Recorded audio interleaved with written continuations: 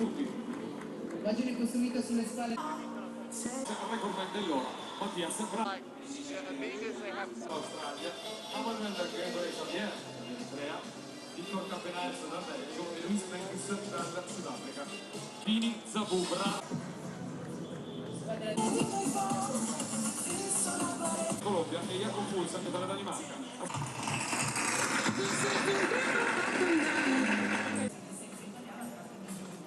Esatto, una squadra giovane. Bene Rubio, Colombia.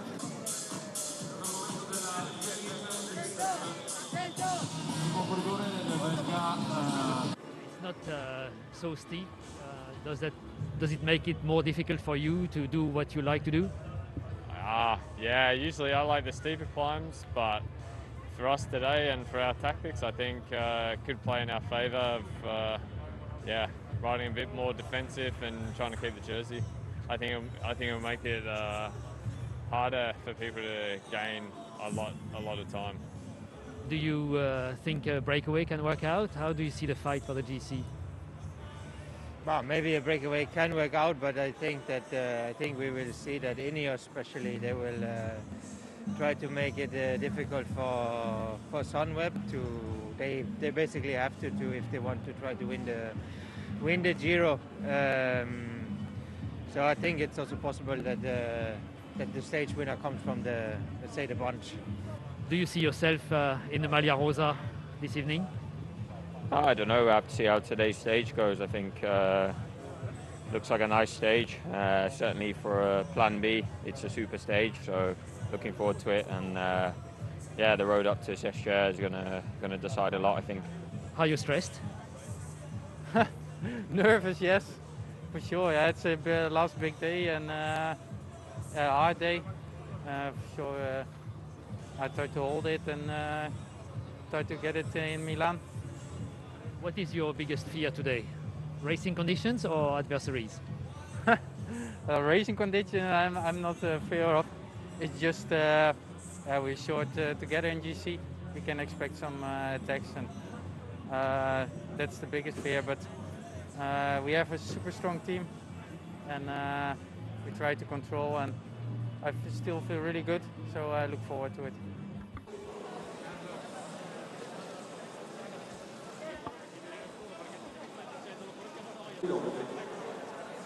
Parte la 20ª frazione del Giro d'Italia.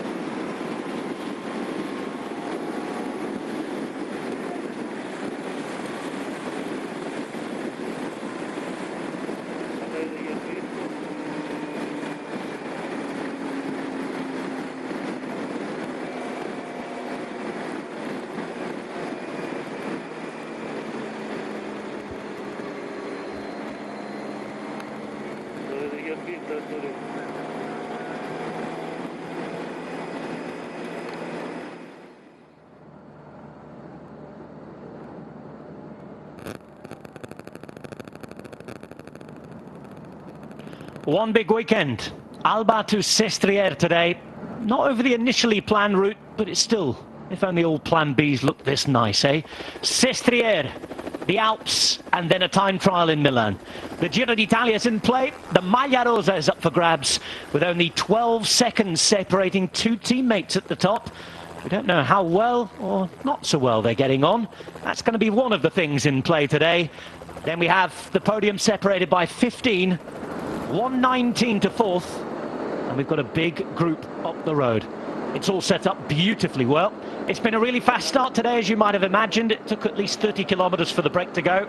The man in the Maglia Ciclamino has sorted the first thing out today. He has won the intermediate sprint, and Arnaud Demar, as long as he stays on his bike and reaches both time limits today and tomorrow, will win the Maglia Ciclamino when we get to Milan in 24 hours' time. There's no Ruben Guerreiro in the break. The fact that his closest challenger isn't in the break either in the King of the Mountains competition means that, just like Arnaud Demar, the Portuguese has to finish his Giro d'Italia safely and soundly tomorrow. As Davide Cimolai says hello to those at home. But it seems as though Demar is going to win Maglia Ciclamino. Guerreiro is going to win the Maglia Azzurra. But the big question we have, Brian Smith, as we say buongiorno for the penultimate time, who's going to win the Maglia Rosa? And who's going to take away the Maglia Bianca? That's the big question on everybody's lips at the start of this weekend. I really don't know. You know, there's three riders within 15 seconds of the leader, or there's three riders 15 seconds of each other. You know, I'm not discounting Jai Hindley in this one, you know, because you can never underestimate how hard this stage can be. 190 kilometres. Okay, the stage wasn't as difficult yesterday, but you can see a lot of teams are deciding to ride at the front of the peloton. A lot of teams interested, and you know, if they shake this bunch up, who knows? And I would think that Ineos would be interested in trying to bring these riders back and battle it out for the bonus seconds at the end. But it's anybody's race. It's what you've got left in the legs. And don't forget tomorrow as well. Tomorrow we've got a short time trial. Okay, there might not be big differences, but you race hard today, and you know, the time trial tomorrow could be difficult. And if it's still tight, then the pressure builds. Going into a final time trial with only a handful of seconds, that pressure can get to the riders mentally, and it's still anybody's. And I think we said it yesterday, don't discount Pello Bilbao, because they've got Tratnik in the breakaway, and I think he will try. He's that sort of rider. He will try and do something today. Well, he has nothing to lose there in fourth place was Pello Bilbao. You could say that a lot of the riders at the top have nothing to lose as well, because they didn't expect to be in that position. The man with the weight of the world perhaps on his shoulders is Wilco Kelderman, because his teammate in second place, Jai Hindley, I don't think expected to be in with a chance of winning a Grand Tour at this particular race. Neither did Theo Gegenhardt. Both have come to do different jobs, but both find themselves within a wonderfully short period of time of the Maglia Rosa. This is what's happening behind. And Brian talked about Bahrain McLaren. We're getting an idea of what they want to do straight away. They're sitting behind Astana there. Bora Hansgrohe ride not too far behind as well. Nobody in the breakaway for them today, so it seems as though they're supporting their general classification riders today. A day after there was a little bit of toing and froing and arguing about maybe who should have been or shouldn't have been riding there for Peter Sagan. There is the Maglia Rosa. There's the Maglia Bianca, first and second. 12 seconds between them. Are they all on the same page? They're all saying the right things. For Jai Hindley, he finds himself in a best position, and there's quite a few pundits who suggest he's the best climber in the race at the minute. One of them this morning in the Italian newspapers, being a former stage winner in Sestriere in the Tour de France, Claudio Chiappucci, he thinks that Hindley is by far and away the strongest climber, and if Hindley does feel that himself, then it's not an easy position for him to be in, especially knowing that he's only 12 seconds and he has to support a guy who might be weaker. I think Kelderman did look weaker. He is weaker on the climbs. You could see that the stage that Theo Gegenhardt won, stage 15, that when Jai Hindley was on the front, Kelderman was in the point of the saddle. I'd probably disagree with Chiappucci and say that I think there are two equal climbers, Jai Hindley and Theo Gegenhardt. I think both of them are equal.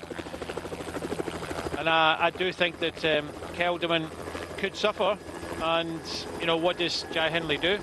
So look, it's going to come today at some point. The only thing about Jai Hindley is he's not so strong in the time trial, and I think you have to look at both and take some strong decisions. Look, I can't sit on the fence. I have to think of it as, you know, either a yes or a no, black or a white. In the situation of Stelvio, I took my view. Everybody else is their views. You know, it's today as well. They will be told, the sports director has his view and they have to go with it. By tomorrow night, if they've got the pink and the white and they've won a stage, fantastic.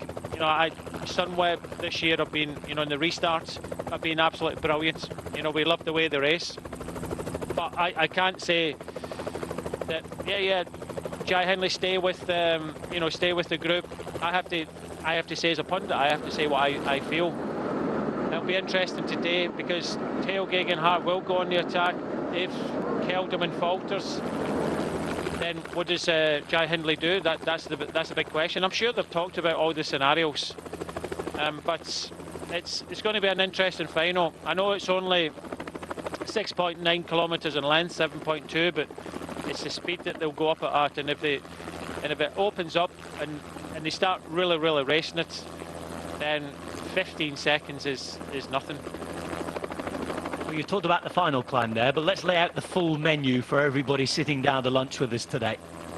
Astana riding there on the front, and they're chasing 21 riders up the road. 116 kilometres remain, and the reason that Astana, we presume, are chasing is to try and set up Jakob Fuglsang for a stage win, and for them to try and get their only stage win. Really good effort from them because they don't have the greatest resources. They're 3 riders down, and they have a leader who is at 3 minutes and 59 seconds. But look, one of the strongest riders on the climb the other day. He maybe is hoping to try and make it hard. If he can, maybe squeeze onto the podium.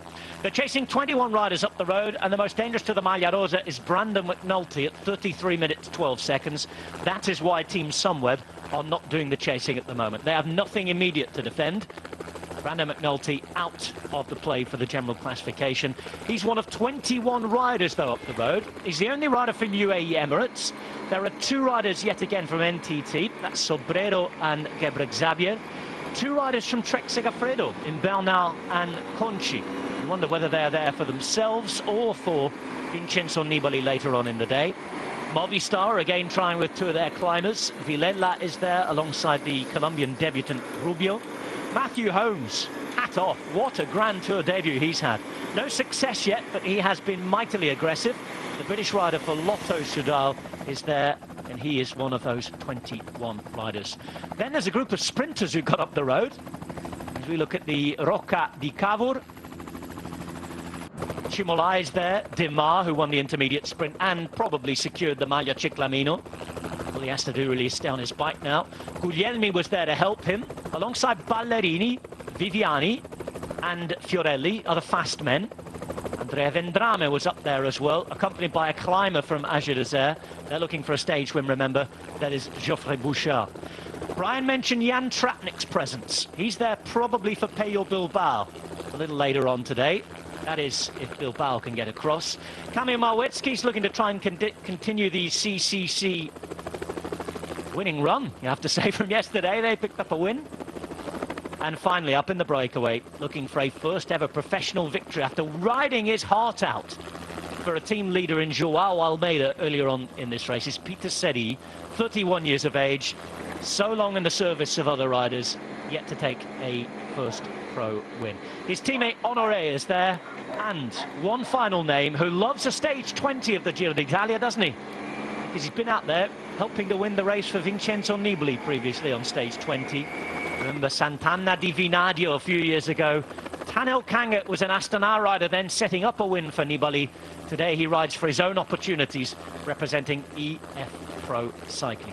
So 21 riders up the road, 7 minutes 10 the gap, and they're chasing because we're heading to the first of 3 ascents of Sestriere. Once from the longer but easier side, twice from the shorter but very spicy side.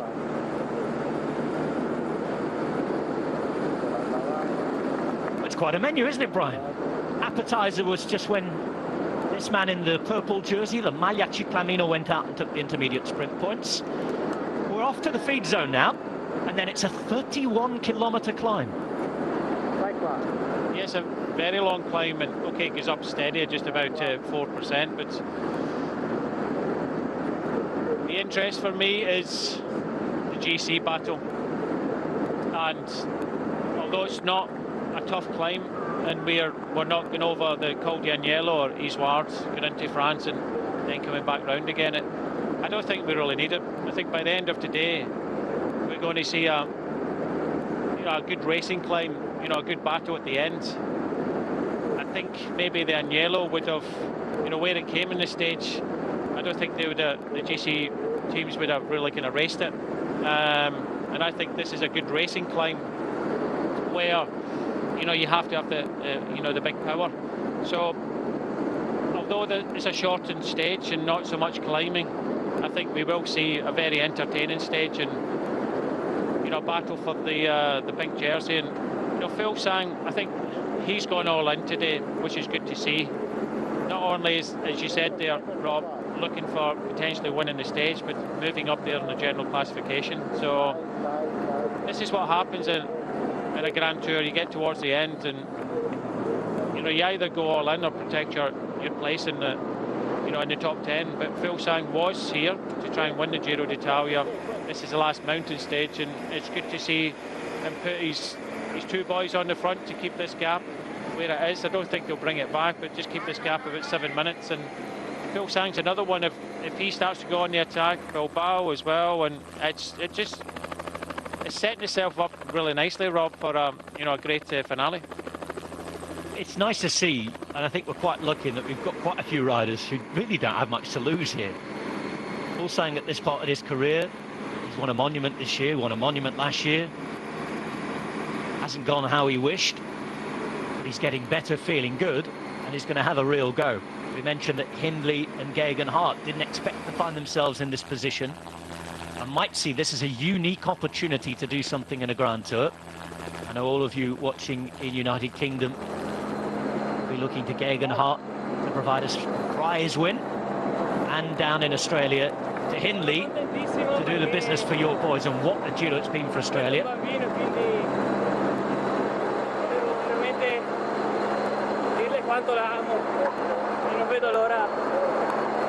And that's nice. Davide Cimolai has family waiting at home and can't wait to see them.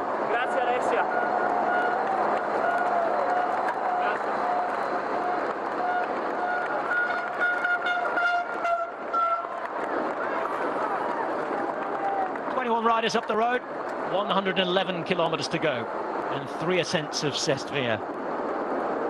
We're staying in Piedmont today. Sestriere, one of the closest ski resorts to Turin, and it was the host of the Winter Olympics, actually, 2006.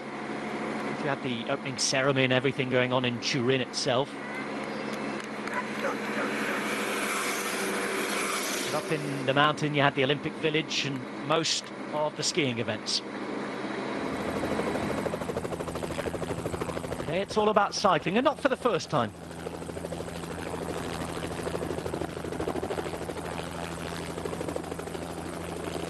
One long line behind in the chase, 7 minutes, 7 seconds. They're not doing bad, actually, for 2 riders against 21. They're keeping it in check for now. Not help feeling, though, that they might need to get a little bit of help from somebody else. Is there anyone who's going to provide that yet, Brian?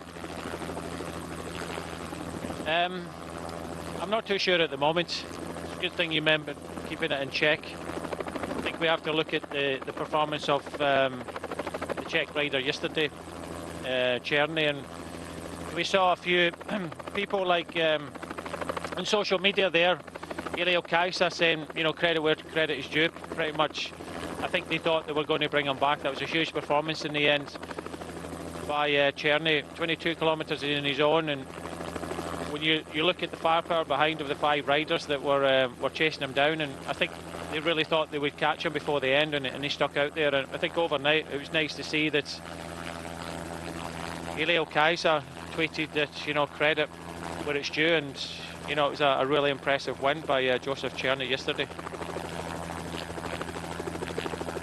Looking forward to what Bahrain McLaren might be able to offer us today. They showed in the last few days of the Tour de France that they're not afraid now to be at the front to work, and they're not afraid for it to go wrong as well. Didn't actually go right, did it, for Mikel Landa, but they gave it a go. As you can see, Vincenzo Nibali having a chat with probably the only man left in the bunch who can help him, who's Jacopo Mosca. And behind, the white jersey, the pink jersey, and then Theo Gegenhardt and the Ineos Grenadiers. It's all about the top four, we think. And again, the more I can see Astana looking at this and working, the more I think a lot of people in the top 10 think that more or less everything is still in play. Certainly the podium. We know that everybody is tired out here at the Giro d'Italia. And today's the sort of the day that you might be able to fall off a cliff.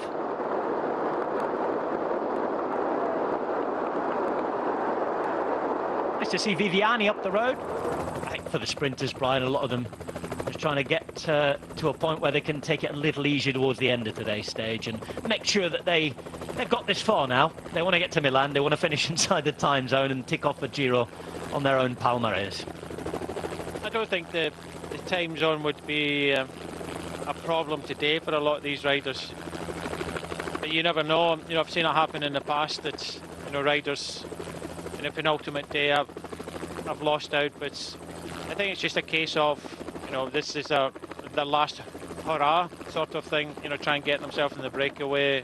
They don't always get the opportunity to go in a breakaway, of course. I think Cofidis yesterday messed it completely up. Interesting to see what really kind of happens there. They said at the start of the day they were all in for Sagan. Then the riders were just kind of following the moves at the front, and two of them getting the breakaway. So interesting to see what develops there. But you were talking there, Rob, about, you know, teams and riders preparing to go for it all or nothing type of thing. And you know, Bahrain with Landa in the Tour de France, and I think it's important to kind of highlight this because normally a lot of riders and teams want to kind of secure the top 10 place where they are, and that used to really frustrate me. I'm a kind of all or nothing, but such as the kind of World Tour points and various other things, it's important to keep your rider there. So that will be the interesting factor. There's a few people in the top 10 that are prepared to go all in and risk maybe losing a little bit to try and gain.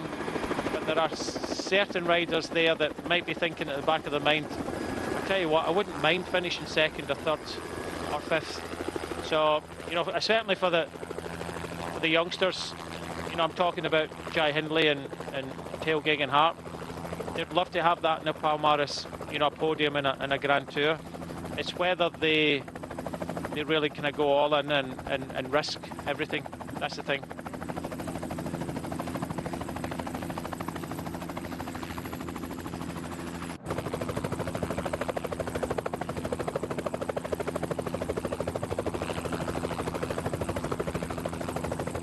We've got the numbers of Kelderman, Hindley and Nibali up there for you. Those numbers really not telling us too much yet. The numbers on the climbs later on that will tell us a lot, but also the tactics. It's a different approach to this race as we go through a very famous place in Giro history is Pinerolo. Cuneo Pinerolo. How many times we had that stage and the other way around as well, starting and finishing in these famous Piedmontese towns. And look at the appreciation they've shown the Giro d'Italia. I think going back to yesterday, a lot of the reaction from the Italian public was one of disgust and disappointment, not because what they wanted to force or subject the riders to. They perceived it as a bit of a lack of respect for them turning out and putting the race on and putting the effort on, and I think that is something that a lot of the riders maybe failed to grasp yesterday, what the Giro d'Italia means for Italy and Italians. And I think the idea of what a Grand Tour is very different still in Italy to maybe what some of the modern and professionals from other countries think it is, let's say.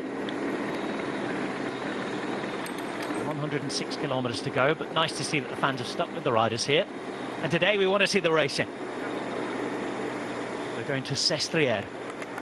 We're supposed to go a different way to France and back again.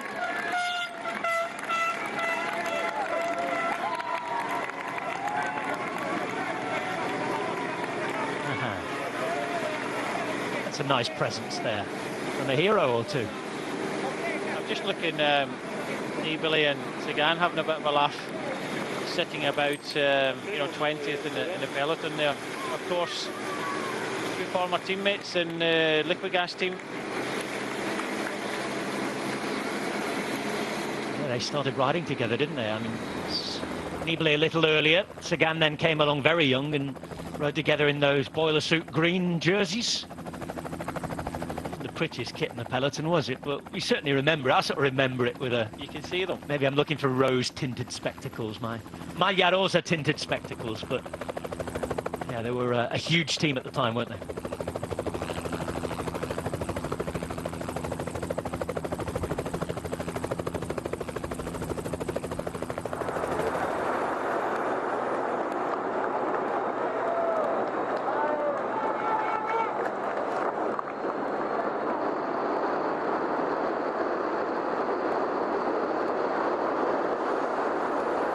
Tratnik there again, one of two stage winners at this Giro d'Italia in the break today.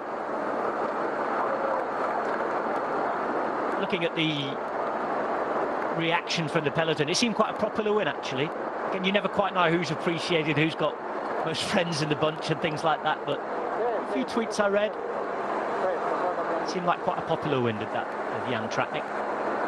It's easier said than done, and he said even himself in his interview that this was his pretty much last opportunity, the last stage that kind of really suited him as a rider, and the fact that it was so close to his homeland of Slovenia, and you can always go out there in the breakaway and hope.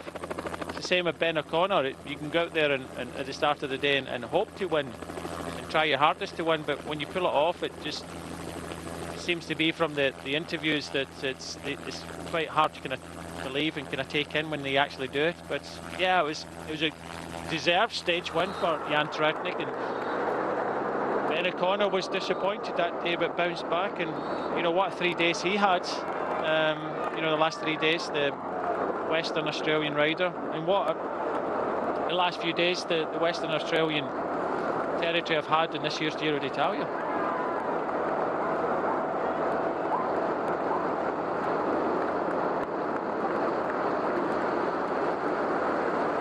Sestriere today. First time he went there was on the Tour de France, actually, not in the Giro d'Italia. Famous day in 1952. Started in Bourdoisan. Grand Tour was a very different thing back then. And something that the Italians still can talk about today, the kind of cycling they still love. The winner was Fausto Coppi. Cemented the place in legend. Anywhere that man won with a mountain stage was always going to have a long history and be revered by the Italians. But we've had stages down the years. The first time the Giro went there was 1991, and it was our colleague, actually, Eduardo Chosas, the Spanish Eurosport commentator, who won that day. The most famous day to Sestriere took place on the Tour de France, didn't it? 1992. And we've been talking about it this morning because our colleague, Sean Kelly, who you can hear commentating the Vuelta a España every day, by the way, on Eurosport and the GCM Race Pass. It was in the break that day. It was towards the end of Sean's career. He was racing for the Festina team by then, and he was up the road with a gentleman named Claudio Chiappucci. Chiappucci that day rode for, what was it, 223 kilometres in a breakaway. The last 126 all on his own. And he won the stage. Our mate Sean finished 38 minutes down. Said he was taken by the groups and wasn't feeling so good that day, but noted that Chiappucci was on fine form. He was going like an absolute train, down dale and then obviously up the hills. So Sestriere has plenty of legend in cycling, and if you'd like to know more about that day in particular, you can have a good listen to the Eurosport History Cycling podcast, and that is Recycle, voiced by Graham Wilgoss, put together by Pete Burton, the producer, and there's plenty of stories there talking about the famous day in 1992. What's going to happen in 2020? You'll be able to hear all the reviews of that tonight as well on the breakaway. That's on the GCN Race Pass and the Eurosport Player. For now, we've had 21 riders up the road and 7 minutes 11 seconds of a gap. We're approaching the feed zone. and then our first ascent of Sestriere. But we're going up from the easier side first. Those of you tuning in and expecting to see the passage into France, well, I'm afraid that has been denied by the local health authorities because of the health emergency, the coronavirus crisis going on over the border in France. They didn't want the Giro d'Italia coming through, particularly the city of Briançon. We were supposed to leave Pinerolo here and then head up to Colle dell'Agnello. A long, huge beast of a climb.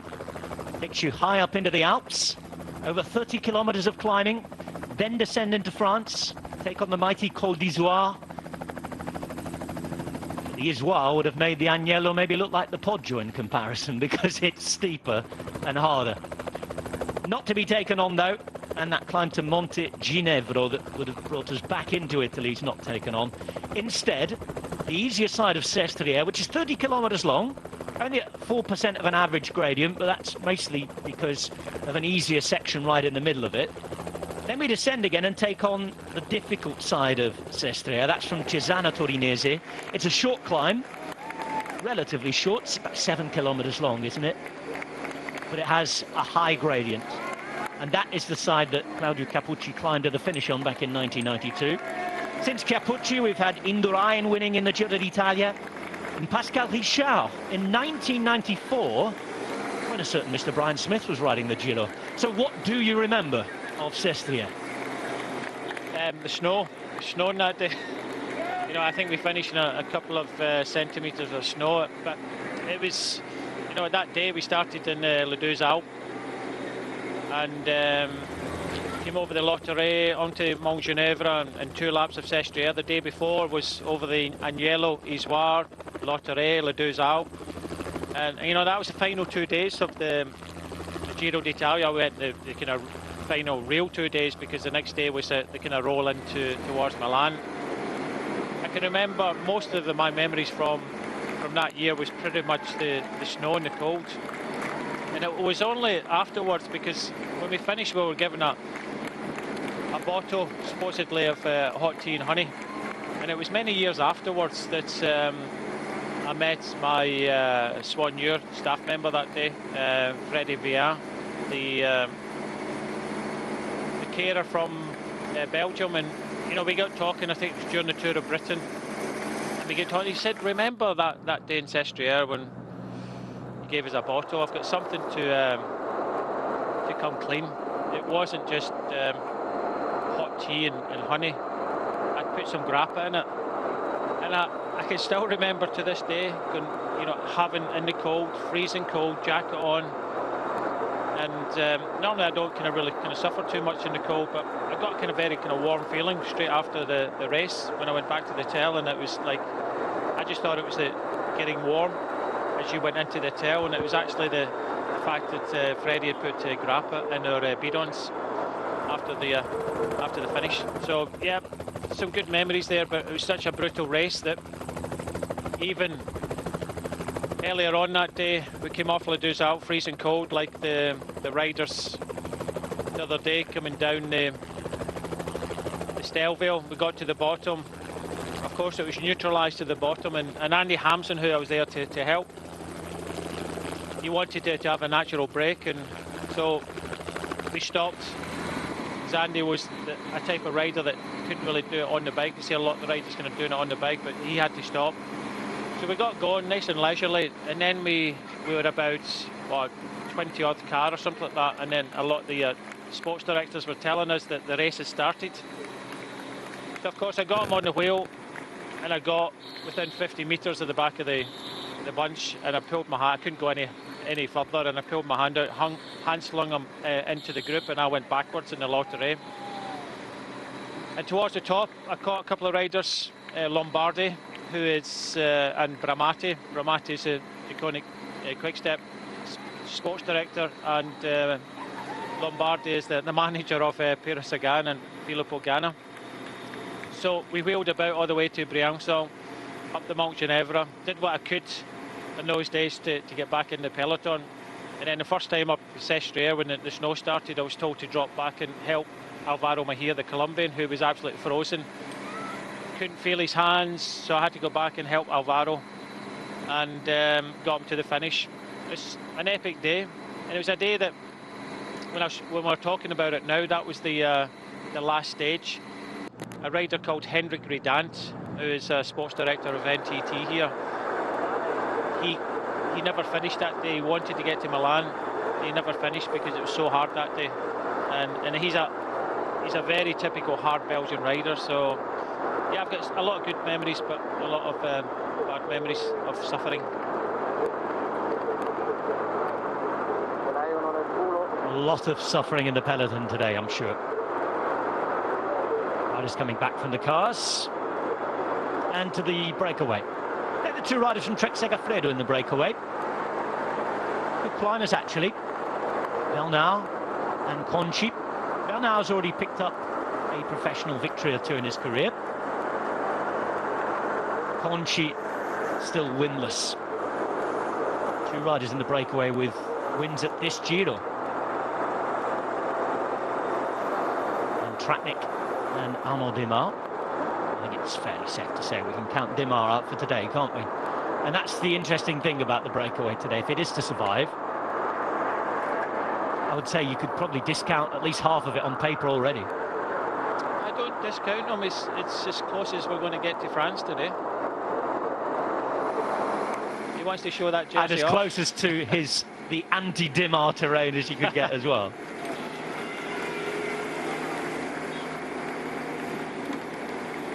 Yeah, see, the Astana riders have been practicing taking their gilets off, putting them on. Maybe some other teams need to do likewise.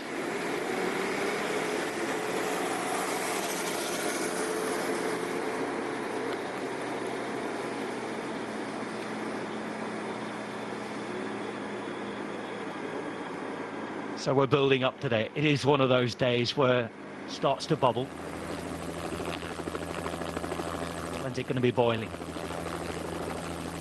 Talking of the weather, it's not so bad, is it? There were all sorts of horror stories about the forecast for this weekend, and even before we had the bad news from France and the refusal of permission for the race to enter French territory, we'd heard about rainstorms, perhaps snow. Thankfully, that hasn't turned up, and I can tell you that from reports from Sestriere itself at the finish line, it's beautifully sunny, it's nice, it's a crisp day. You can see shorts and t-shirts. It's a very, very nice day for riding your bike. It's a cracking day, and I'd have loved to have seen the go over Col d'Agnello and Isouard today. You know, the vistas would be absolutely brilliant. It's a little bit like the top of the Stelvio, which we went up a couple of days ago with the switchbacks towards the top. So yeah, it's just a pity, but I'm sure we'll see some good pictures from Sestriere once we get there. Yeah, if all Plan Bs look so pretty, because this is a Plan B, remember. Quite a bit less in terms of metres of climbing today. The official start of the Sestriere climb coming up in 28.5 kilometres. But again, once we get onto the climb, I don't think we can probably expect action straight away. Unless somebody has something rather ridiculous planned. Which I wouldn't count out at this Giro d'Italia. We're going to start to see it build up bit by bit, I think.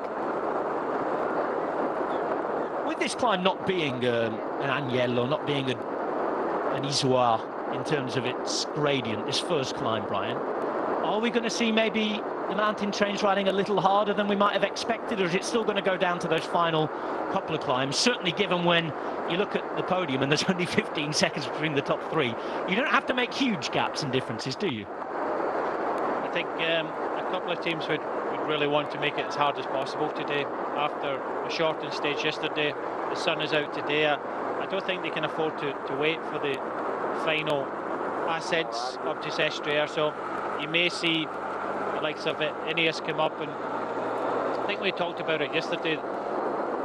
Ineos and Sunweb would dearly love to maybe have a man in the breakaway today, but they kind of cancel each other out at the start. They'll say in the team meeting, make sure that Ineos are not in the breakaway, because pretty much every breakaway it's been away, Ineos have been there.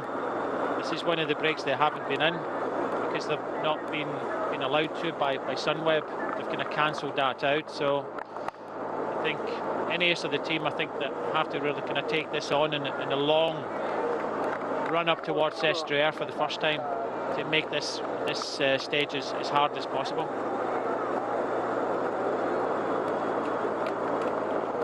NTT had their stage win through Ben O'Connor, don't they? Second place through the same rider. Lunchtime here for the rider in the break, who is Matteo Sobrero. He's one of the riders in the first year of his career and yet to take a professional victory. It's for riders like that just starting out without a reputation, you might worry with regards to what's going to happen in terms of contracts and things. Now, a bit of a change at the front of the bunch. Bahrain McLaren have cleared off for the moment, but in doing that, we now see the whole of Astana riding, and it's not as numerous an Astana as we're normally used to seeing at this time in the Giro. Without Lopez since day one, without Vlasov since day two, he's now riding the Vuelta a España. And Manuel Ebuaro, who had to pull out a couple of days ago.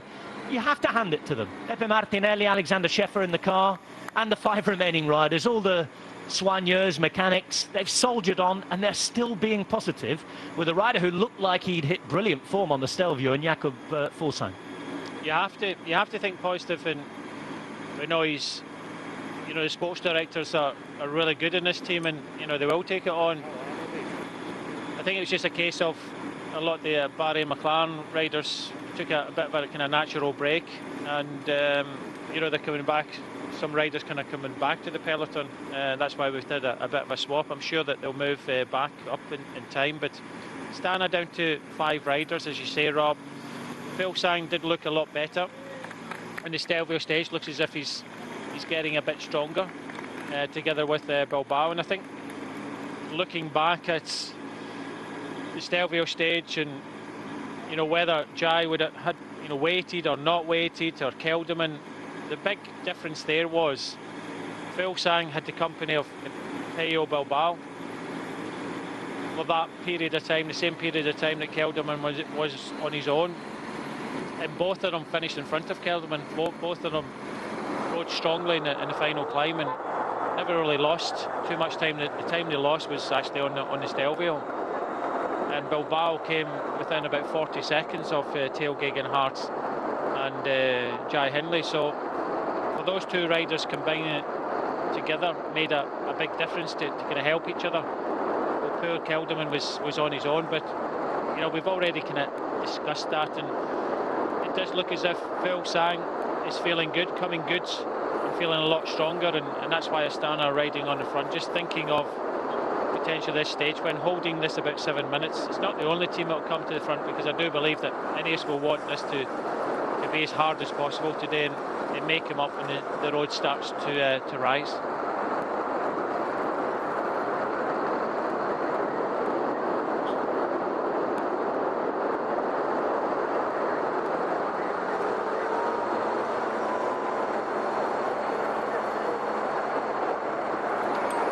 Man in the breakaway from Bardiani is Filippo Fiorelli, suffering a bit at the start of the Giro d'Italia. A few of the other riders having a go at him in the sprints for what they perceived as an erratic move or two.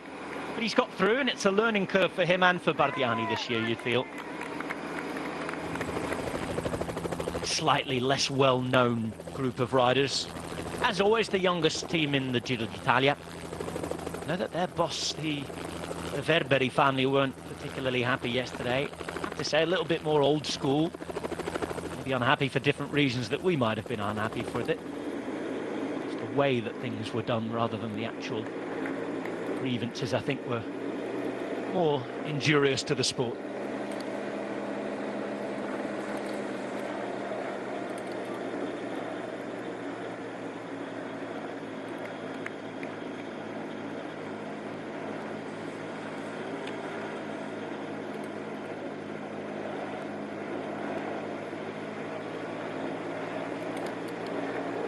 Getting excited in the Netherlands.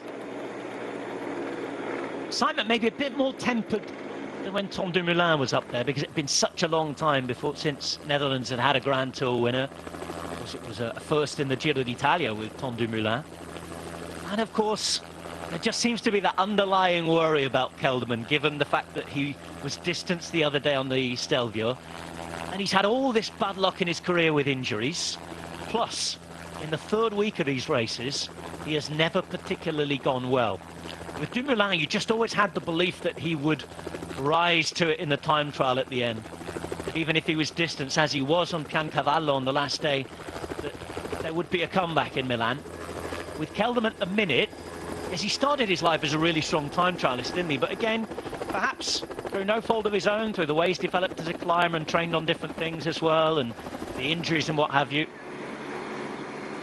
he might have changed slightly, and he hasn't shown as much strength in the time trial. You just don't seem to have that confidence that he can pull a lot of time back out tomorrow. We may be wrong, and he may well yet do, but you don't have that feeling that there's a, let's say, a 90-odd% chance that he is going to outperform his rivals in the time trial tomorrow, like you did with Dumoulin. There was almost 40 seconds, a little bit less between them in the other time trial, which is double the distance, so you would think that, what, 15-20 seconds between them? After, you know, what's happened over the last few days, I think it's between Theo Gegenhardt and Kelderman, there's not a lot of difference between them. But the Dutch were really disappointed, what, 5 weeks ago after the Tour de France. Kelderman, I don't think anybody deserves to win, but he's been there and thereabouts, and I think it would be nice to see him win, but he's got two of the best climbers hot on his heels behind him. Fortunately, one of them is a teammate. He's got some of the other best climbers in the race supporting him as well. If they perform to their full abilities today, Team Sunweb could be right up there with the Ineos Grenadiers as the strongest mountain team. Chris Hamilton's been brilliant, hasn't he? Same can be said of Sam Oomen and Martin Tusveld. Wishing how good Dens has been on the flat with Hager as well. Hager himself on the earliest slopes of the Stelvio the other day, putting in a fantastic pace.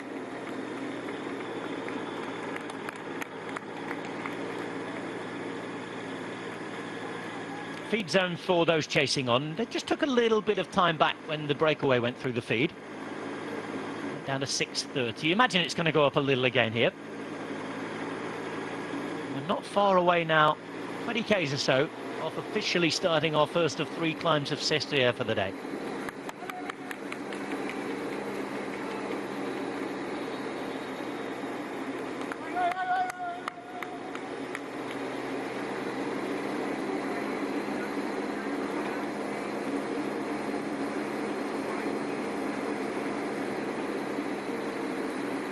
Kelderman and Hindley would have been the riders who had to do the podium yesterday.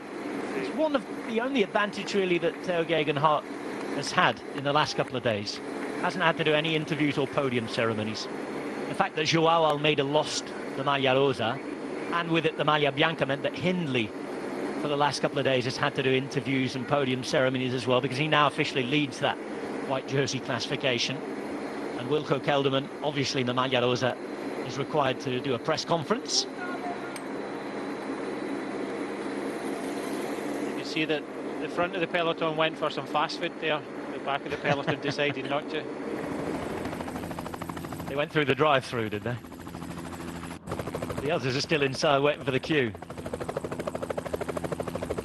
Still being asked if they want medium or large. An extra large serving and an apple pie, please, today, thanks. Extra calories needed. Said that, it's the same for the commentators, Brian. I've been to the market this morning. I went for the little donuts, known as buñols or in Catalan, or buñuelos in Spanish. Little like small donuts with a hole in. Full pack of those devoured before we came on air. It's that stage of the Giro d'Italia. Deary me. I need to get back on my bike after this. I don't know about you, Brian. I think you've been doing quite a bit of training, haven't you, on the sly? I've been doing a little bit. Luckily in the hotel room I've got my bike here with the Swift setup. The rest rode shorten out. Yeah, rode with Sean last Monday because he was here just for the Vuelta. The rest days you normally get out, but you know, long days here, so you don't always get that opportunity. Doing a little bit of running, but not as much. But like you, I want to get back on it afterwards, after the Giro d'Italia. I want to get back running and riding my bike a little bit more. It's one of these things when you do even when we're on site doing a Grand Tour, I just crave that. I crave getting out on my bike. Sometimes during the lockdown periods, I was getting a wee bit, I wouldn't say bored, but same roads, same way out. You know, I was just thinking I need some different routes, and I ended up in, I think it was in July, doing a 100-mile ride into Surrey. I haven't done 100 miles since I stopped racing. And then in Scotland I was doing some kind of longer rides and things like that. But I'm back down to I do 2-3 hours. That's okay for me, and you know, I'm looking forward to doing that. I'm looking forward to going to my cafe stop at the Velo Barn as well. You know, getting sat in that chair, drinking a nice coffee and a bit of cake, and you know, heading home. So I'm looking forward to all that. And I was saying to Sean the other day when we were out and about together, I like this. I don't know if it was because it was the start of the off-season, but I kind of like this kind of autumn time of year.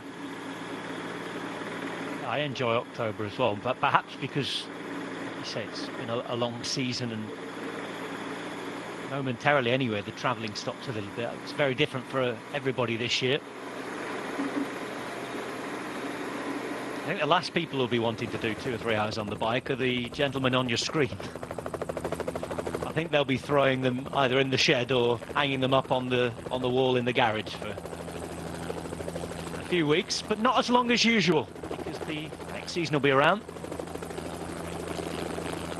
And that's going to be an interesting thing in terms of planning. How do you plan the training camps? Because I think a lot of those are going to come hot on the heels, and there might not be too much holiday for some of these guys.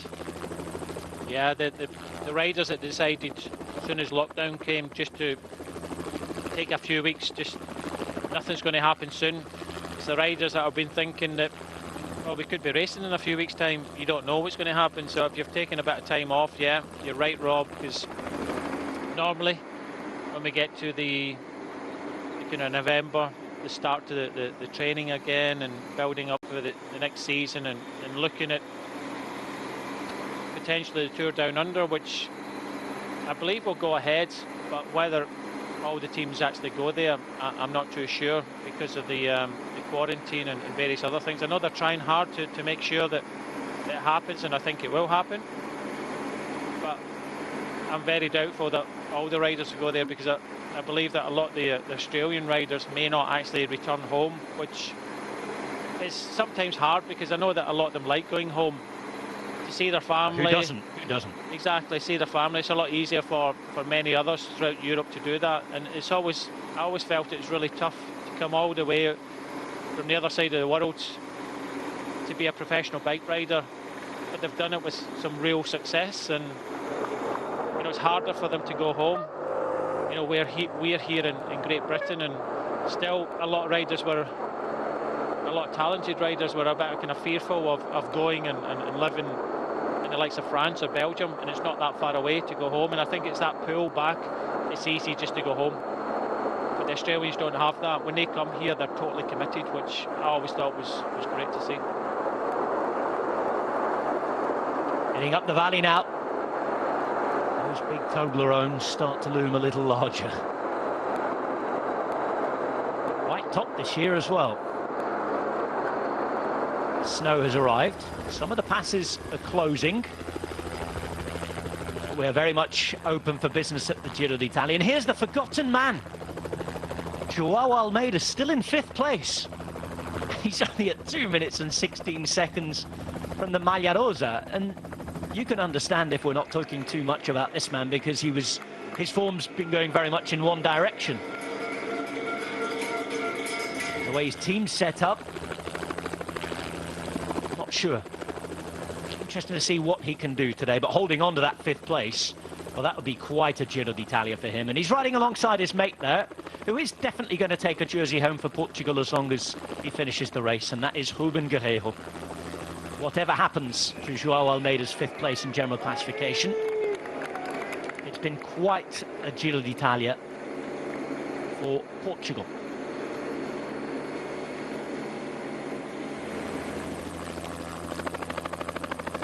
It's Vincenzo Nibali.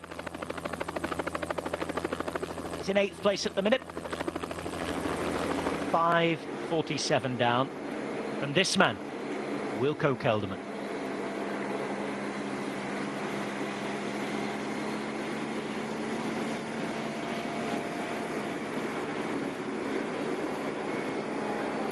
Welcome back to our viewers on the television, who I gather have just been away watching a few interviews on the channel that's showing both the Giro d'Italia and the Vuelta at once today.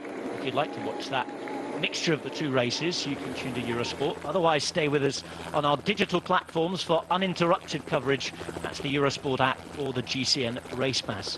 In that, the interviews that were being played in there were from Theo Gegenhardt and from Jai Hindley, third and second, respectively, on the general classification today. Before we get to our first climb of the day, Brian, a word about those riders on the podium. They're separated by 15 seconds. Wilco Kelderman leads. He's in the Maglia Rosa for the second day in his life.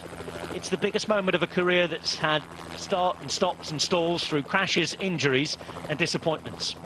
He rode 4 stage races to build up to this Giro d'Italia this year. Of course, that was all interrupted, like for everybody, with this awful stoppage and awful virus that everybody's having to put up with around the world.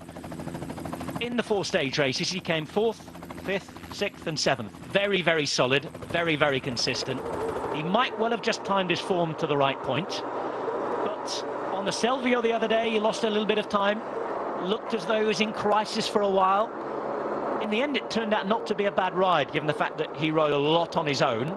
There's that little bit of tension maybe in the team. We know that he came out and said that he didn't feel backed up because he expected his teammate to wait for him. Of course, there's the yeses, nos, whys, whats and rights and wrongs of that decision. I know that you and I, for example, don't agree on that. There's lots of people that will have different views on that because it was a call that we'll only find out whether it was right or wrong tomorrow afternoon once the Giro d'Italia is over. Now, Wilco Kelderman has never, ever ridden Sestriere in his life.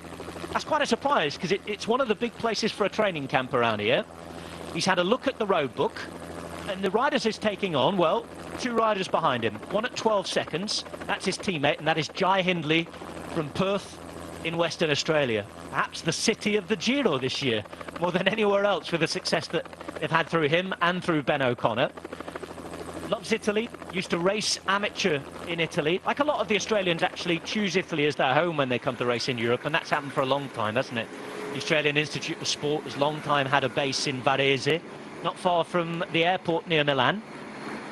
And, well, he's always wanted to be a Grand Tour rider. He was just telling our viewers on the television. He said the Giro is a right good opportunity to do that. He's very happy. He's enjoying being up for the fight. Interesting to see what he's allowed to do today if his team enters in crisis. Now, the third piece is Theo Gegenhardt. He knows the roads. They're familiar to him. Ridden on them before. And, well, the tactics are going to be interesting. 15 seconds, 3 riders, without forgetting Bilbao at 1 minute and 19. It is absolutely fascinatingly set up. What Theo Gegenhardt has to do, and he's got the full support of the team now. First and foremost, they have to make it hard. They have to expose the team of Sunweb and force them to start kind of trying to control things on the front. How they do that, well, you know, it would mean some attacks from some of the GC riders to be able to do that. For Theo, I think he only has to concentrate in Kelderman, and that's distancing Kelderman. I don't think at this stage he has to worry about Jai Hindley. In fact, I'm not too sure that both of the best climbers in the race will be distanced at all. I think they'll be together come the finish, the way they're both climbing at the moment. So I think for Theo and Ineos, just distance, if they can distance Kelderman and put him out the picture a little bit, then it comes down to the time trial. At the moment it's 3 seconds between Jai and Theo. I think they'll take that going into the time trial tomorrow. Even if Theo doesn't take pink, I think it's still going to be very difficult to take pink today. They'll be hoping that the time bonuses will be there, but it could be another stage win for Jai Hindley if that's the case, because Jai will just, his job will just be to follow Theo Gegenhardt today. But you never know, it's a nicer day, it's not overly cold. Kelderman, maybe that was his tough stage, maybe he'll bounce back, maybe he'll ride well. He rode well in Mountain Etna at the start of the Giro d'Italia. Who knows how everybody's feeling, but I think everybody knows now that it's who's really got the legs at the end. It's simple as that. If you've got the legs, No tactics to come into it, nothing maybe like Ineos and Sunweb looking at each other and somebody like Bilbao able to take advantage of that by riding off the front? If that's the case, then Sunweb will have to come to the front. That's the thing that I was looking at. The other GC riders like Bilbao, potentially, you know, Almeida. Maybe we've not heard the last of him. And, you know, there's a few riders that might think about trying to creep up in the general classification and putting pressure on Sunweb to ride, but I think it'll be down to Ineos. I think Ineos will do a lot of the riding, trying to make it hard, trying to put a lot of pressure on Sunweb, and Sunweb, if they're kind of whittled down to kind of 4 or 5, Tail goes on the attack. Even if he managed to distance Kelderman, he'll always have I think Jai Hindley with him. So potentially it could be another stage for Western Australia.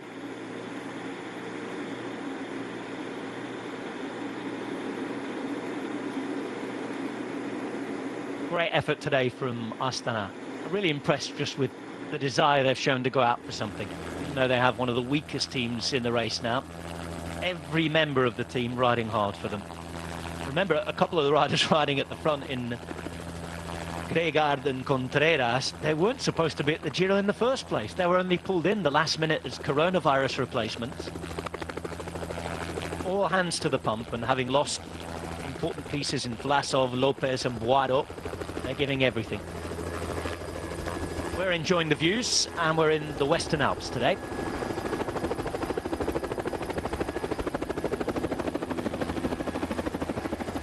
Piedmont, it's known in English. Capital of the region being Turin.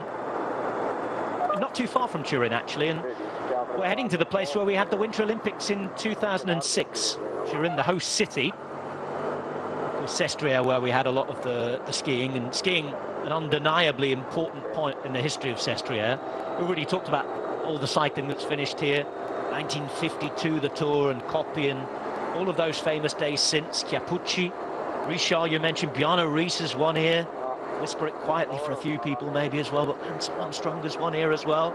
Rujano, Aru, Kirienka. There's been some big stages here.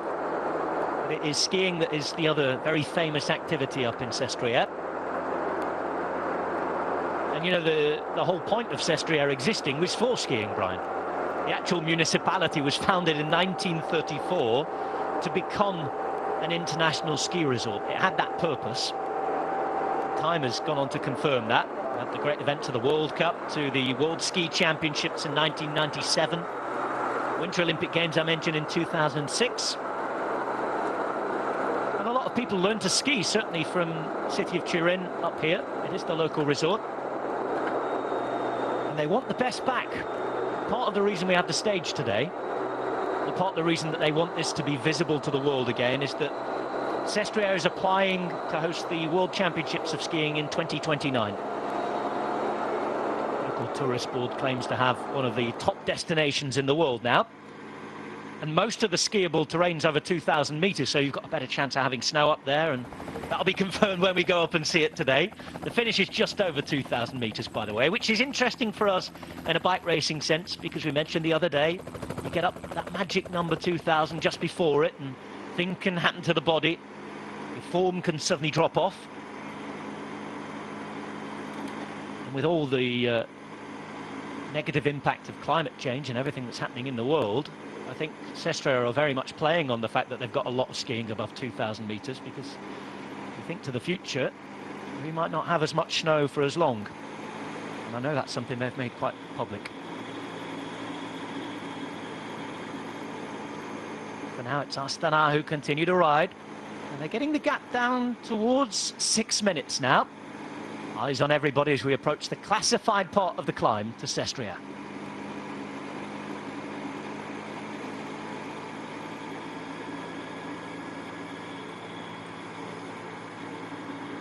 Well, the riders have been climbing for quite a while, as you can see. And it's a long road up the valley. It's taken us from around 200, 300 metres above sea level. Big plain. And slowly rising up all day. There's been hardly any descent today. Slowly rising up all the way to 2,000 metres. It's only, and I say only, but only the last 30 Ks are classified. Because originally, this section of the climb wasn't meant to be in the Giro d'Italia, was it? It was going to be the Stelvio that was the longest climb. I'm still going to say Stelvio's the longest climb. It's the longest proper climb. This side of Sestriere, we mentioned it being a ski resort, but it's built for the buses. It's built for the cars coming from Turin, and it's a long road, a wider road, a long road that really doesn't make it too difficult in terms of gradient. It's going to be a different type of climb and a different type of race because of that. So a proper climb is only over 4% then? You know what I mean. It doesn't have 55 million hairpins and 15% of a gradient. It's not a big Giro d'Italia type climb. It's not a Dolomite climb. The second ascent of Sestriere and the final ascent is more of a Giro d'Italia climb. It's shorter and steeper, but this is a wider road. Sestriere from this side doesn't really remind me too much of most of the big climbs we take on in the Giro. More of a wearing down process at higher speeds here.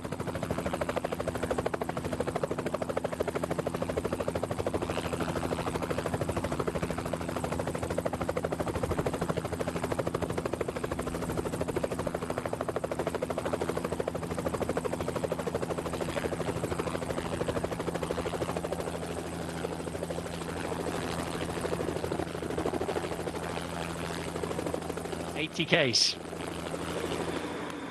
Chad Hager's moved up third wheel.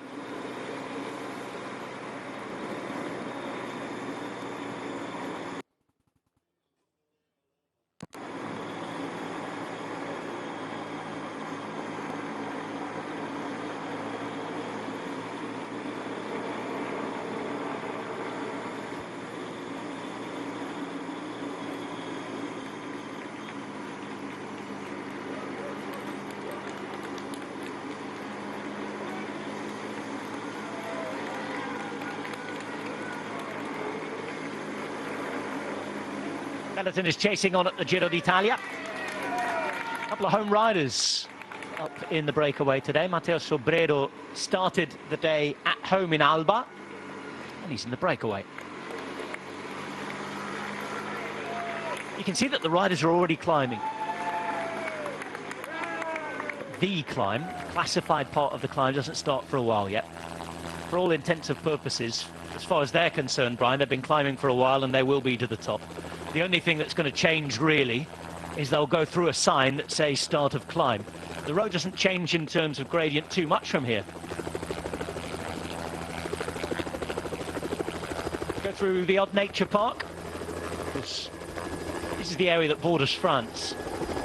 Go a little further north into the more northwesterly region of Italy. That's the Val d'Aosta, the bilingual Val d'Aosta, where French and Italian are both spoken. You'll find the border with Switzerland and Cervinia, which is a climb that we had at the end of the Giro d'Italia a couple of years ago for the long drive to Rome. That was the Giro that Chris Froome won. There were 46 seconds between the two riders that day. Closest Giro in the last few years was 16 seconds between Hejdahl and Rodriguez in 2012. Pro Cycling Stats in their brilliant live blog have just reminded me of that. 16 seconds today with 1 day to go after tonight.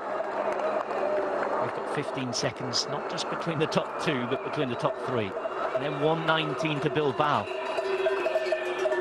And imagine we had a sort of more usual situation where Bilbao might be second at 1:19. We'd still be saying today that it's not done and dusted. It's so close everywhere, isn't it? With Spanish time trial champion, I know he maybe never had the best time trial in the best stage 15, but he still kept himself in it at 1:19. I think they'll also believe that Bilbao can get onto the podium, and you know, we'll see it. He's not frightened to have a go. Already in this Giro d'Italia, he's been on the attack, the stage that Peter Sagan won in the wet conditions. So they were riding towards the front. They're sitting at 30th, 40th place at the moment, but having a Jan Tratnik in front, a very strong rider, I'm sure, why not have a go? Like, nothing to lose. They had this similar tactic with the Landa Tour de France, as you've already mentioned, Rob. And I think we'll see Bilbao have a bit of a go, have a bit of a dig. Because I don't think he's... When you're sitting in fourth, you can't say, I'm happy to be fourth. When you're quite close to the podium, you have to go. Even if he drops back to eighth, I don't think it's a disappointment. I think we'll see Pello Bilbao have a good go today. And if he does, and together with Fuglsang and maybe one or two other riders, then it kind of opens the battle up for everybody else. Because if everybody's happy with the sitting in the general classification, and it's only up to a battle between Ineos and Sunweb, then we'll see a bit of a battle. But I think the battle will be a bit more and a bit more intense if other riders come into it. That's absolutely marvellous. The Sestriere. I wish I could tell you a bit more about it, because unfortunately, because of the stage change, there's nothing done about it in the notes I've got. All the notes I made. Very late change when they got the itinerary through yesterday. Sestriere looks absolutely wonderful up there. Well, if you're watching, you know anything about it, let us know. At Rob Hatch TV, at Bryce Smithy. Make sure you download the GCN app as well, and you can get involved on the quizzes and polls there. That's not just for today, but that's going forward. And we've got the Vuelta a España to continue as well. Again, we cross our fingers, touch wood, that we get to Madrid. We know that here in Spain, where I sit talking to you from, the situation does change daily, and there's talk of another state of emergency and curfews and all sorts. Let's hope that that stays away. At least the race can get through.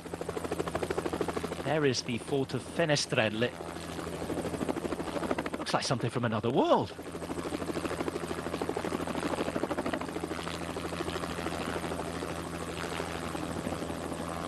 Now then, guess who's been on the blower straight away? Good old reliable Mr. Jonathan Arispas. And he says that this fortress was built by the Savoy Kingdom. We're talking the 1700s there.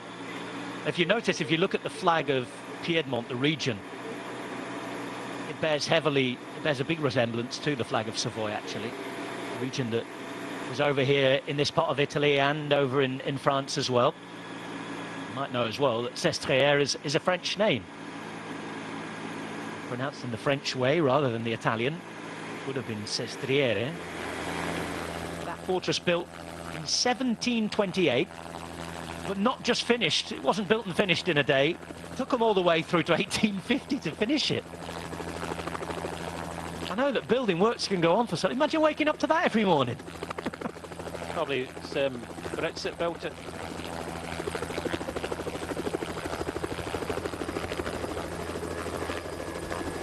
Never had any building work done. I'm not know any builders. I'll leave that to you, Brian. I've got some builders friends, so I do apologise if you're listening.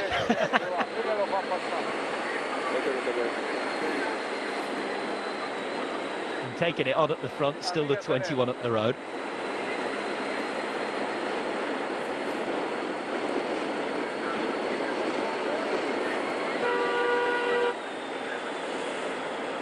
Interesting as well, that fort we're just seeing. Jonathan tells me that the fact that it was a prison during Napoleonic times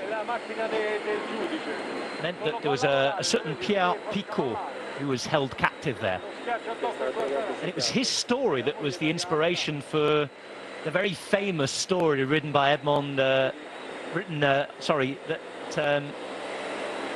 included the character Edmond Dantes, the main character of the Count of Monte Cristo. Fantastic story written by Dumas.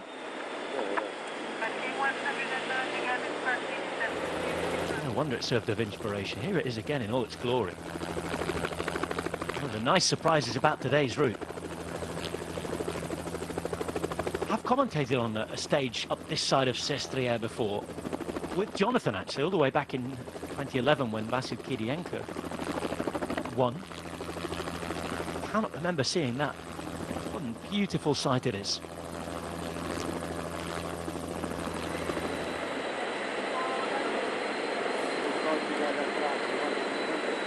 And thanks for your tweets. A few of them saying it's a big old fort on top of a hill. And you're not wrong.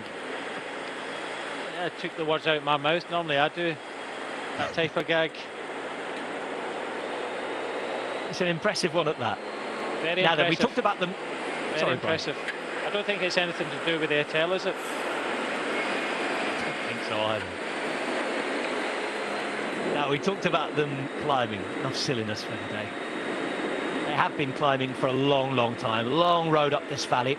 As I was telling those of you watching on our digital platforms, I think while the television was away at the break, it is a road that fits all the ski buses and things like that up here. So it's not the huge steep climb with a million hairpins and things like that. Purpose-built ski resort, Sestriere, and big road taking everything up to it, had to accommodate everything. It isn't the hardest climb from this side, it's a long climb. And just from this television shot, you can see the gradient. We haven't got to the climb yet. We're 8 kilometers away from it. They are climbing. It's not been easy. And as we heard too, well, quite controversial effect yesterday. Everybody's rather tired.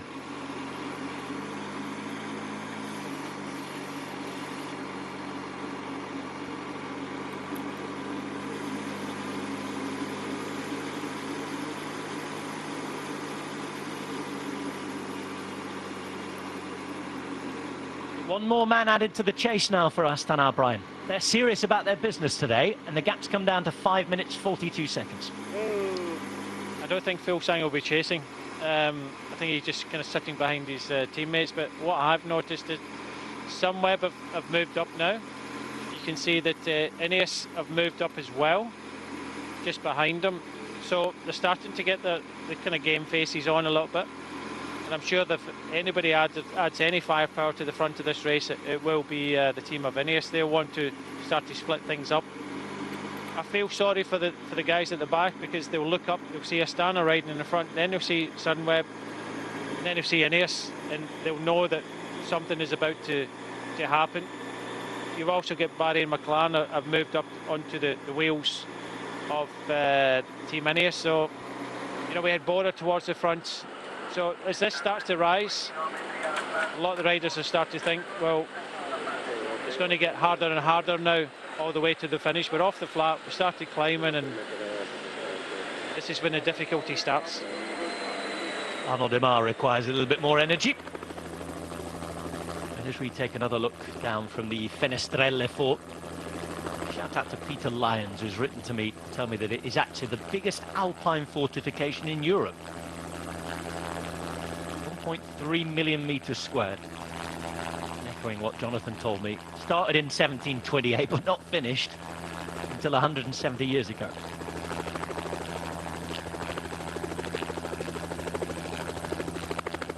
That's a good photographer too, isn't it?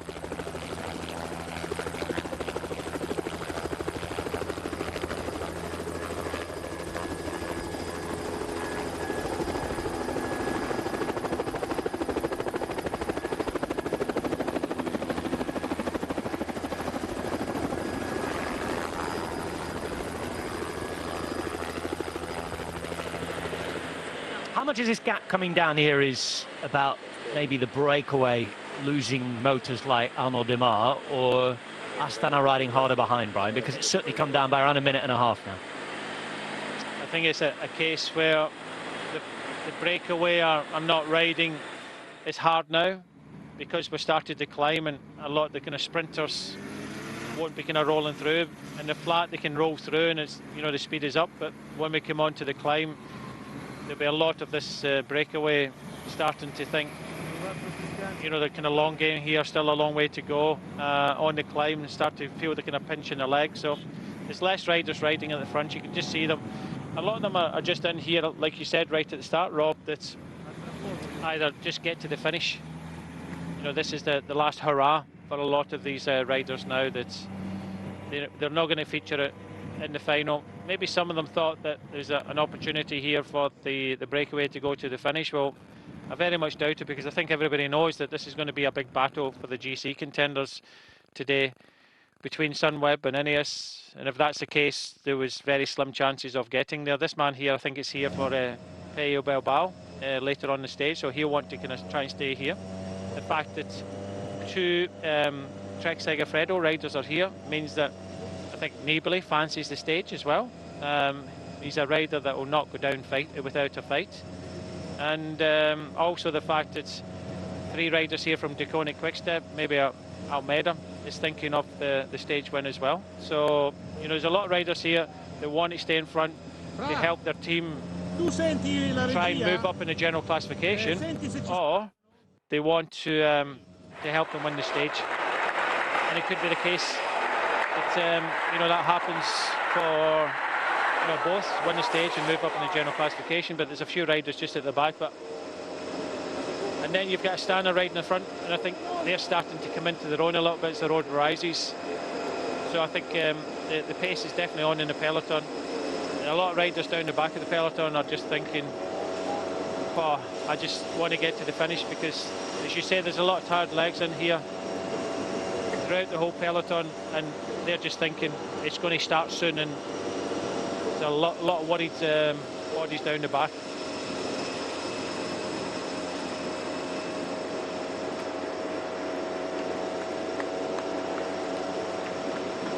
I think the Pello Bilbao factor is really fascinating, actually, because how good he looked the other day, how strong he looked, and the fact that he's a minute and 19.08, and that all the talk, quite rightly, because it's the closest Giro at this stage for 24 years, but all the talks about Sunweb in Ineos, and even the little intricacies in that, you know, the 1-2 for Sunweb, and are they getting on, and Wilco Kelderman coming out and saying they should have done this when they did something else. There's all sorts of things that could come into play, but the Pello Bilbao factor at 1:19, and who might follow him and who might look at who, is absolutely fascinating. And like you say, there's a man up the road for Bilbao. They've earmarked what they want to do. A man in form as well in Jan Tratnik. Just looking back to the time trial, he lost 1 minute and 22 seconds. I think that was maybe a little bit of a disappointment compared to, this was in the time trial on stage 14. Nibali lost 1 minute and 23. He wasn't happy with that. Pozzovivo 1:30. Even Micah 1:06. He's thinking that maybe at that time he might have been feeling the effects of the Tour de France, and then the next day he was struggling a little bit at stage 15, but he's definitely bounced back.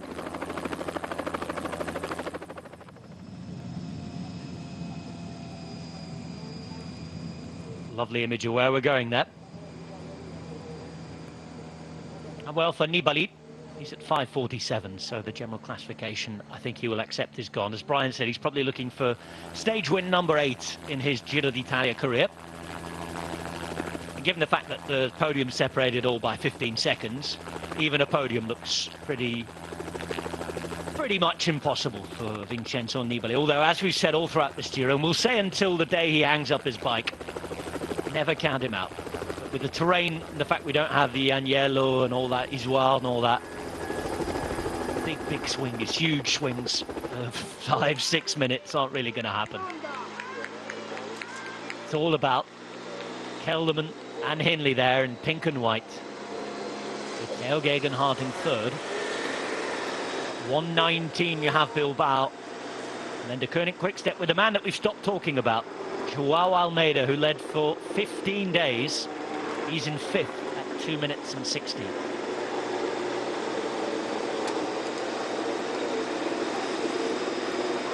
.72 k's to go, and we're already climbing.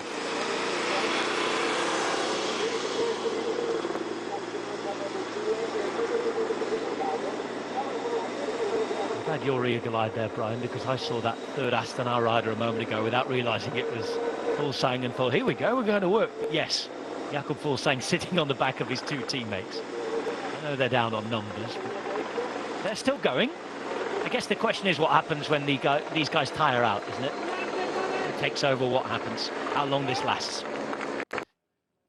Yeah. I think there's a possibility that Fuglsang might expect another team to come up, but for the moment Astana will start pushing, and just see some riders starting to be distanced a little bit to the back of the peloton now as the road starts to rear up now, and they're the riders that I just kind of fear for a little bit. They're just, you know, nothing left in the legs, and, you know, getting really tired, being distanced now. Still 71 kilometres to go. I think everybody will make it into the time limit, but you look a little bit further down the line in the team cars, there's, you know, a few riders just there, and yeah, it's just hard for these riders. You're getting so close. They all want to get to Milan, finish today, just ride the time trial tomorrow, but we always see the race at the front, but very rarely see the race at the back, and it's so difficult. Leaving Uso. Not officially in the Val d'Aosta region, which is further north, but names are very much more French around here, even though the language is still Italian.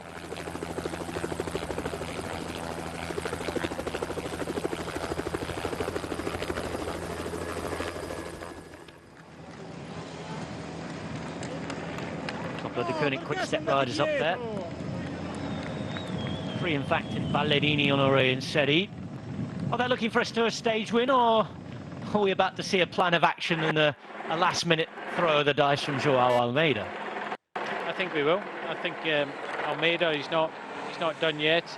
Whether it's a stage, whether it's a move up in the general classification, he's a fighter.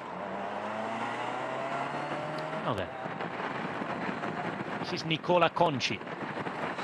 He wants to keep this going, just as they were starting to slow down in the peloton, and we could be seeing a little bit of a weeding out of some deadwood now, because Demar was still in this group at this time. Conci goes, Ballerini tries to follow, and that is McNulty in third wheel, and followed by Sobrero. A first move from the breakaway.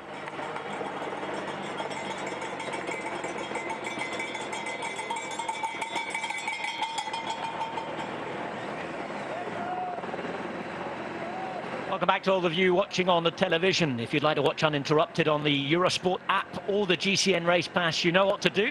Get downloading, get subscribing. And those who were watching will have just seen live that first move from the breakaway. Nicola Conci making a move and starting to shed the deadwood. I mean, no disrespect to the four-time stage winner at the Giro d'Italia here, Arnaud Demar. He's going to take home the Maglia Ciclamino, but as far as this parkour is concerned, he is the deadwood, Brian, let's be honest. Yeah, he has, you know, and the climbers, we mention it quite a lot, that they're better at climbing these days, but even in these type of climbs, it's difficult. Cimolai and Viviani now come past, so three of the good sprinters in this race now being distance, and yeah, they all find it difficult in the big high mountains, but they have to get over it, and then when they get into their terrain again, this man here, Arnaud Demar, has been magnificent in this Giro d'Italia. Brilliant Giro from Groupama FDJ. They came with a team around him, looking for one single aim, which to win stages, maybe take the Maglia Ciclamino. They've won 4. And they're going to take that purple jersey tomorrow in Milan. Back in the peloton, things start to get a little more spicy as well. Just see Victor Capanards being dropped off the back there. A few riders about to join him in the gruppetto, which is being formed with 70.5 kilometers to go. And 5 minutes of an 11 of a gap. Only Gregard and Contreras at the front. Contreras wanted a drink a minute ago, but the problem is there was nobody to go back and get a drink for him.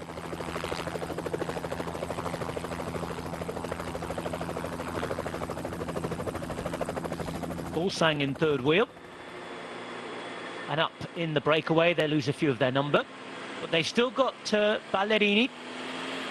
He's there through the centre. That's Honoré on the left hand side, Seri at the back, now Conci on the right hand side, Tratnik, and they're just trying to get organised and bring some other riders with them. And this is always the difficulty, isn't it, when you've got so many riders up in the breakaway. We started with 21 today. We've lost Fiorelli, Viviani, Demar and Cimolai.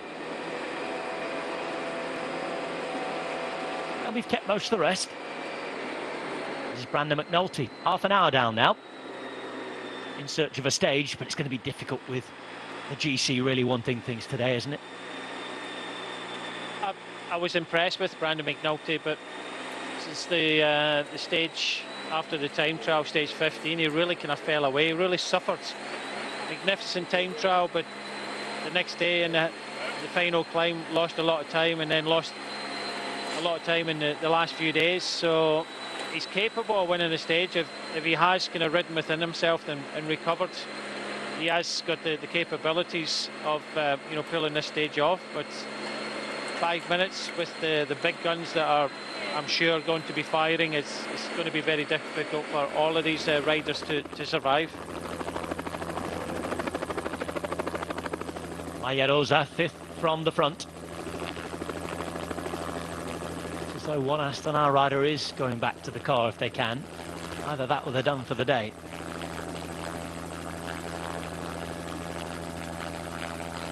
Again, an illustration that if you don't have teammates, it's not as easy to do very simple things like get a drink or get some food.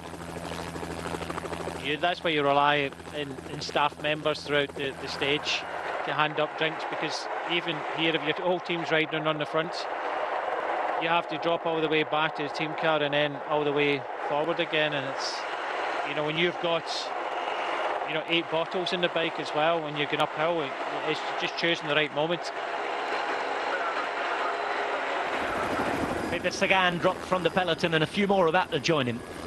A clear sign of the gradient starting to go up that little bit more, and the fact that the pace has been increased now. We'll top out in Sestriere for the first time at 52 kilometers to go. Then a descent down to Cesana Torinese. Climbing up through Sauser, which a few of you skiers will know. Hitting Sestriere with 26 kilometers to go before one final time around the same lap.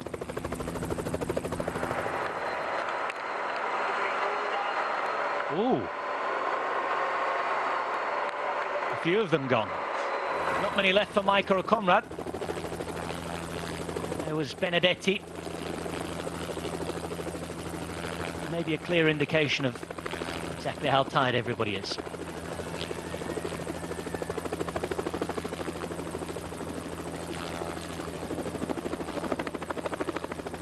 Five minutes. Back to the front.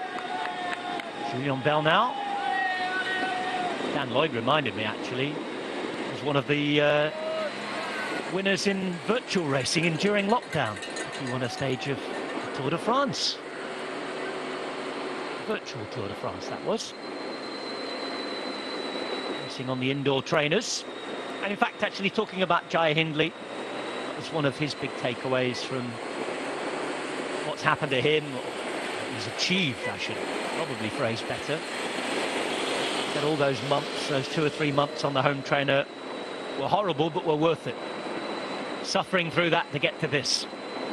And whoever wins this, whoever wins the World Cup, and sorting the Tour de France with Pogacar and that brilliant finish, I think a lot of people, once they stand on the top of the podium, pull on the jersey, whether it be yellow, pink or red, there'll be a lot of thoughts, just like everybody, whatever walk of life you're in, whatever you have achieved through this horrible time, of all of the hardship, all of those dark moments that have gone past, and the glory that is finally achieved. I think that will be a huge part of remembering whatever is achieved by these brilliant athletes at the end of 3 weeks of racing. I'm not saying that's a big reason for a lot of the youngsters doing so well at, you know, the restart of the season. The fact that they're a little bit more keener in riding in the home trainer. I don't think that. I think you would still see the same. But I do believe that maybe some of the other riders, including Peter Sagan, possibly struggled with the kind of virtual cycling, and I think he said it himself. He prefers to ride outdoors, the ride in a home trainer, and it's each to their own. But a lot of riders, the older riders, find it a little bit difficult to do too much in the home trainer. But then again, Edvald Boasson Hagen, he's another one that he was king of Swift for a time until lockdown here, and these youngsters, you know, just don't mind that at their part of the career. And you know, the thing is, it's I don't think it would have changed anything. If you've got the talent, you've got the talent. Smattering of soigneurs, carers on the side of the road there with drinks for different teams and what have you. Astana, just the one rider there now. It's Contreras and Gregard. Fuglsang who just pulled and let the wheel go there. And now then, here come the Ineos Grenadiers, because I think Astana are running out of gas. And this is where we could see a change. Are they about to commit a man to the chase?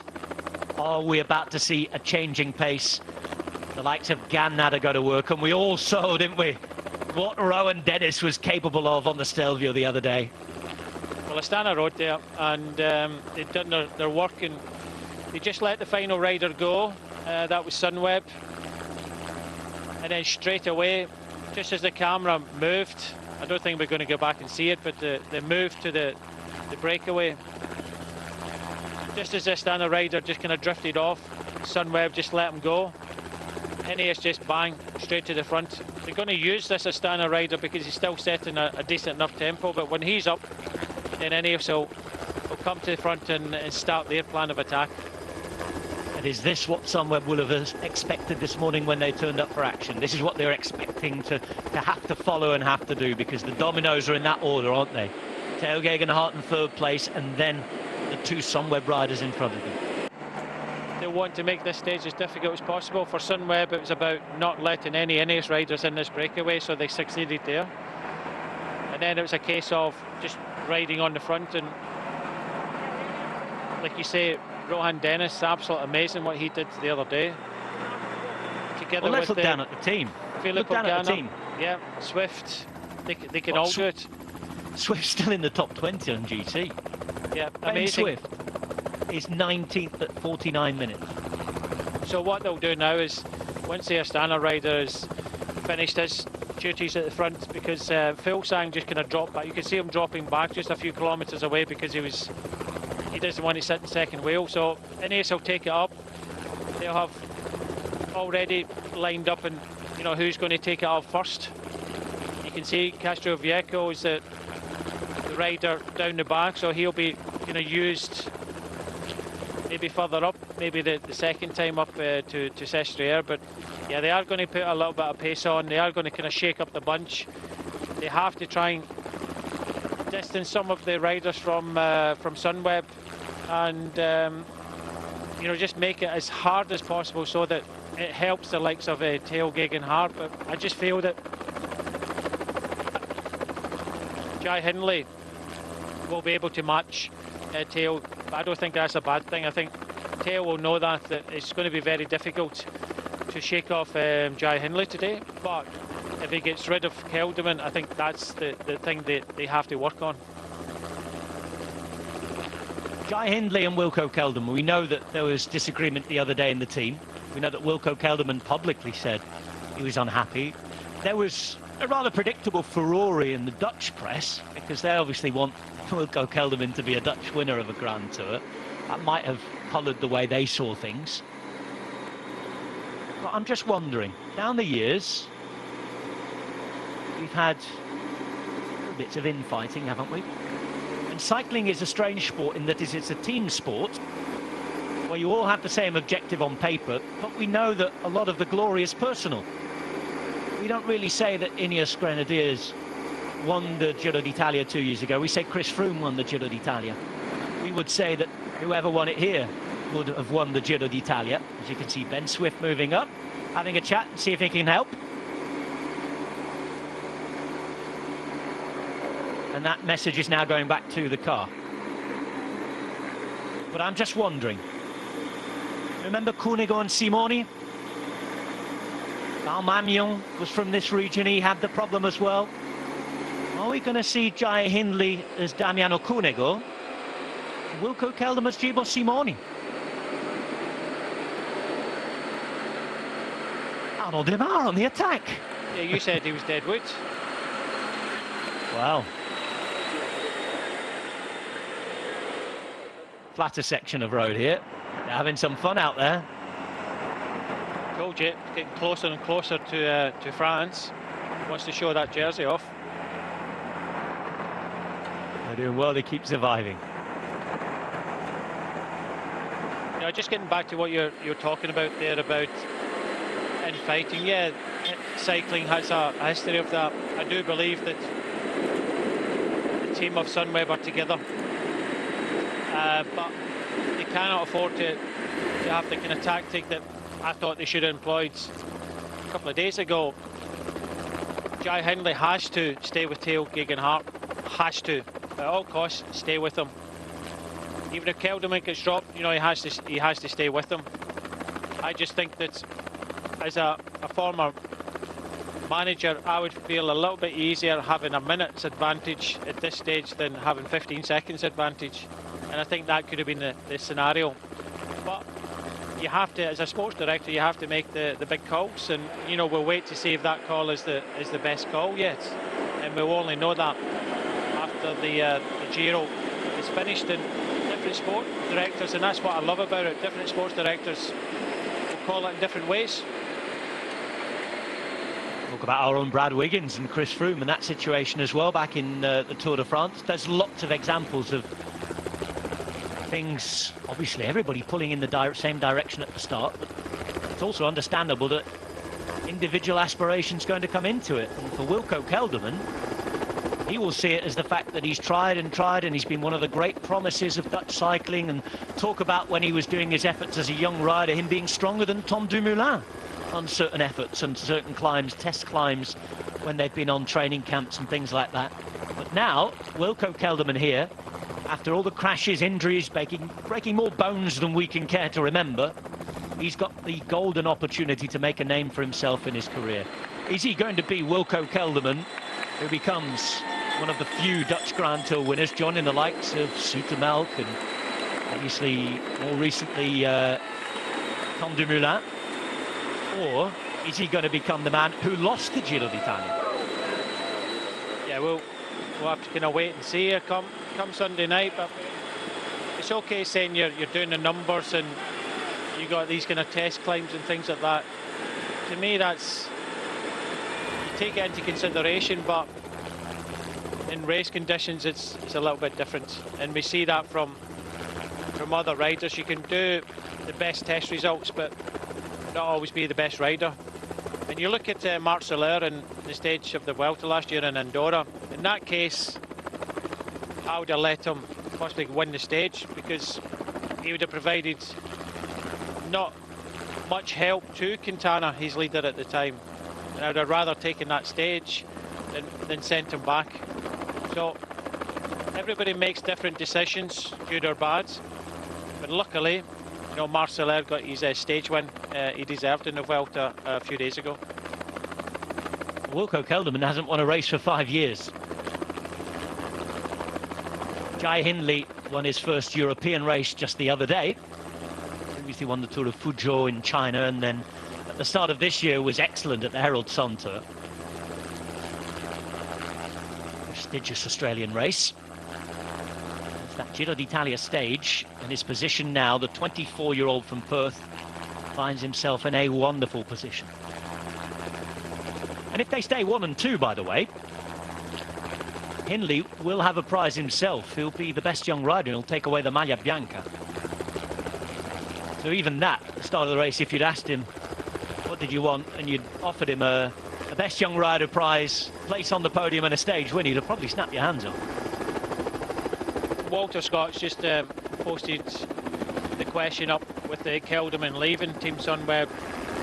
Should they favour Hindley? I don't think that really comes into it at all. It's a Grand Tour up for grabs, and it suits Kelderman and Hindley that both of them are there, and both of them can help each other.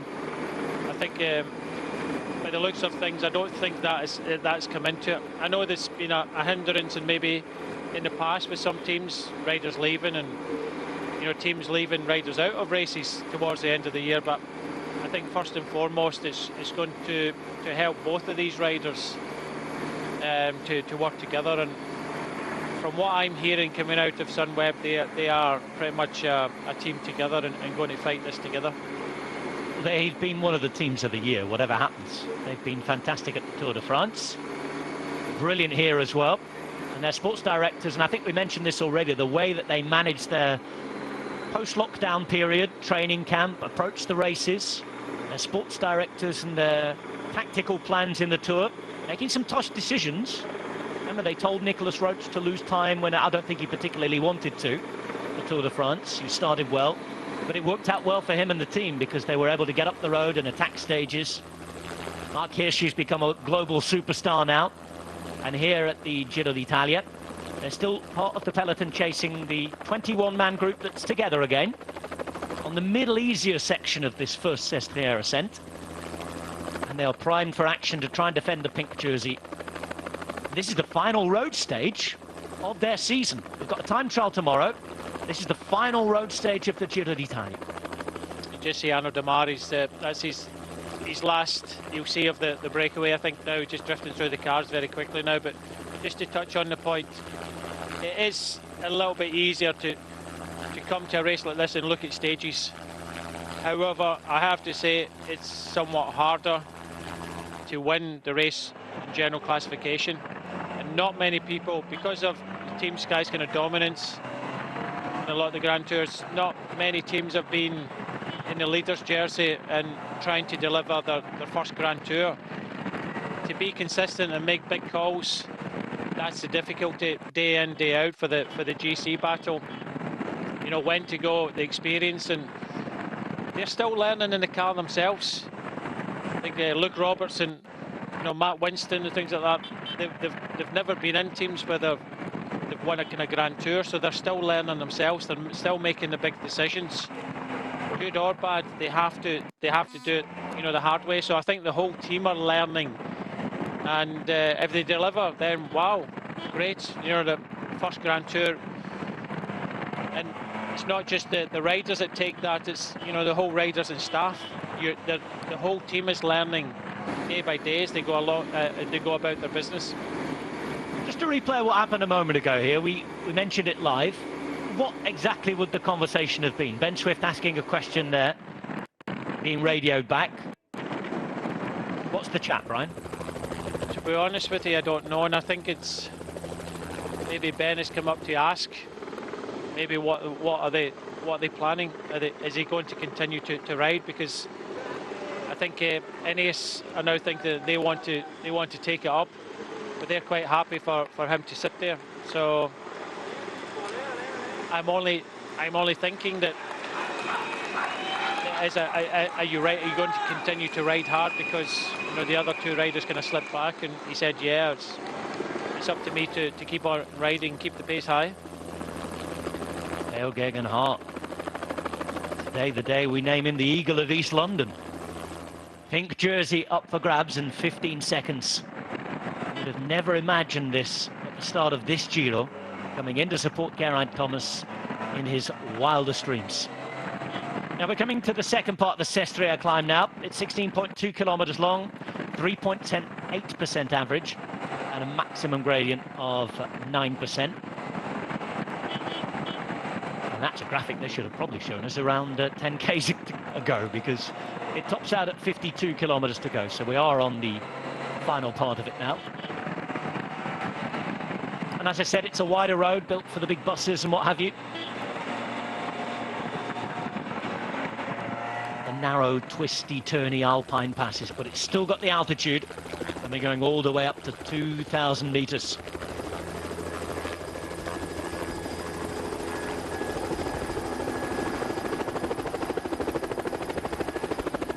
Breakaway stays together, and with 5 minutes of a gap. At this rate, Brian, it looks as though they're going to take the first ascent of Sestriere. It's only a second category climb, long and not the most steep or horrendous of gradients. Still up to 2,000 meters, however. As far as the King of the Mountains competition, that's done and dusted. Ruben Guerreiro just has to stay on his bike and finish within the time limit today and tomorrow, and he'll be on the podium in the Maglia Azzurra in 24 hours' time. Arnaud Demar secured the Maglia Ciclamino as well. No real fight from Peter Sagan at all today. Yesterday was the day for them to do that. What we're seeing here is Davide Ballerini giving his all to try and keep this breakaway ahead for as long as possible. Two decent climbers for the Koenig Quickstep here, in Honoré and Seri, neither of whom have won a bike race in their professional careers yet. Question is, are they trying to win today, or are they there for Joao Almeida? That's the thing, it's another scenario we'll have to wait and see. There'll be a few riders in this front group that we'll be thinking of their leader back in the peloton. I'm just looking at the Fuga prize, and Baez leads that with 4.58, but with 21 riders in the group, with some of the riders now dropped, do they actually give the kilometres to the breakaway now? Because Matt Holmes, who we talked about in the breakaway, the British rider, he's been in so many breaks, he's fourth in that competition, 336. Simon Pilot is at 4.52 and Fraport is at 4.28 with the leader 4.58. But there's not enough kilometres for Matthew Holmes to bring it back, because Baez on 458 is now declared the winner of that competition. As far as the combativity prize is concerned, by the way, I talked about Simon Pilot yesterday. Well, Pilot leads the intermediate sprint competition, which he's going to win. A nice big lead there. But the mixture of prizes for the intermediate sprint, stage wins, attacks and everything is being led by 3 points by Thomas de Gent. Not in the break today, but I imagine given the composition of the break, Thomas de Gent is going to walk away with that prize tomorrow in Milan as well. So only really we have the Maglia Rosa and the Maglia Bianca in the general classification in play. The team prize is being led quite clearly by the Ineos Grenadiers as well. They've got almost a half-an-hour lead in that. And here they are ready, primed for action. With Puccio, Ganna, Ben Gegenhardt, Dennis is there. In the white jersey you have Swift, and Castroviejo, who's hiding at the back behind the shelter of Ben Swift.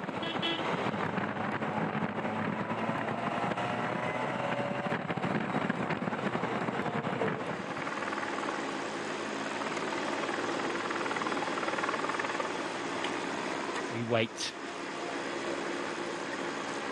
Soon you imagine this man's team is going to take it up. It's down to them to put the pressure on. Sunweb are in the driving seat. They have the lead. The Ineos Grenadiers are the team here trying to take it off them. Don't forget Bahrain McLaren. And this is going to be a really intriguing fight today, because Bataillin comes up to the front. There is Arashiro, and the race is about to get harder, Brian. I was just wondering where because we're honing in on the Ineos riders, and I see them glancing to the left-hand side. I was wondering who was coming up, and it was the jerseys of Bahrain McLaren, and they have got a rider in the breakaway with the stage winner Jan Tratnik. The peloton just over 5 minutes down this climb, coming to the front, and it does look as if they want to kind of up the pace. So yeah, as we expected, a few teams interested in getting involved with this battle today. It's no surprise to see. I think the Astana Rai is tiring. Ballerini's riding a good race. The gap's just grown again, hasn't it? Went up to around 5:20, 25. It's down to 5:14 now. There's Fiorelli hanging on at the back.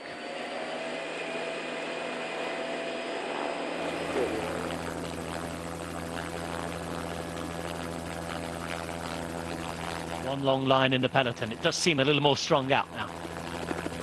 And I guess with Bahrain McLaren, those two riders to the front, Bataillin, who just came up to have a look. Oh, now Astana are done.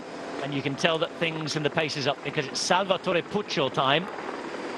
And now you're having to hold the wheel. And we just got that first look at the peloton from the air for a while. It was more strung out. And it's now down to the Ineos Grenadiers. So with 57 kilometres to go, it's game on, Brian Smith. Yeah, it's 5 kilometres now to we get to Sestriere, and then we've got a bit of a descent, and then we'll climb up. First time the more difficult sides. We've got 2 ascents. So I think as we get further up this climb, it starts to get a little bit harder as well. So the tempo for Astana, and Astana just thinking of setting that tempo today. Possibly a full sang victory in a stage, maybe trying to move up there in general classification. But you can see here that Bilbao on the radio, he moved up just as the Astana rider had done his turn, but they've left it up to Ineos, because Ineos want to kind of take this tempo up a lot and really thin this peloton out. Yeah, I was just wondering, because Bataillin and Arashiro were still there. It's a case of if no one else was going to ride, they might as well use those riders while they could. But if Ineos are working, why not take advantage? And The fact that Ineos have been allowed to go out and chase those stage wins, they've ridden a different race, might mean that they're a little fresher, at least mentally, in terms of this sort of riding now, because they haven't been doing it every day. It's a different approach to try and winning a Grand Tour for them.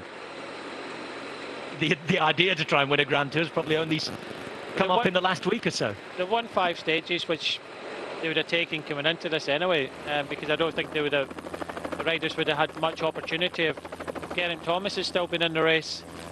It's only over the last couple of stages that they've really started to concentrate on Theo Gegenhardt and help him. And I think it's a good thing, and they haven't had to, day in, day out, the whole team just rides for one rider. They've had their opportunities, but over the last couple of days, now it's total focus on Theo Gegenhardt and trying to win this race. It is Arashiro towards the back, who did that job just then with Battaglin moving up. He's going to say goodbye to this group now. 106 there, hanging on was Miles Scottson. Been important for Arnaud Démare during this race. Another of the Aussies to shine. May not his terrain though. Just look at how different that bunch looks now.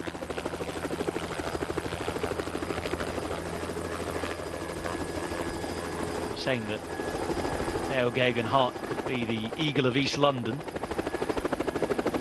Colleague John McCleary from the Telegraph has just written to say, well, he's actually the Lion of Lippett's Hill. It's the climb he used to train on when he was a team. Not sure if you know that one, Brian. Lippett's Hill. I think that's North London. I'm more south east. We've got enough climbs down there, and you know, one of the worst ones is Toys Hill, and I don't see any fun about that.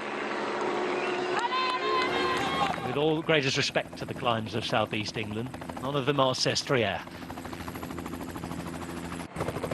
This is Emmanuel Gebrek-Xavier.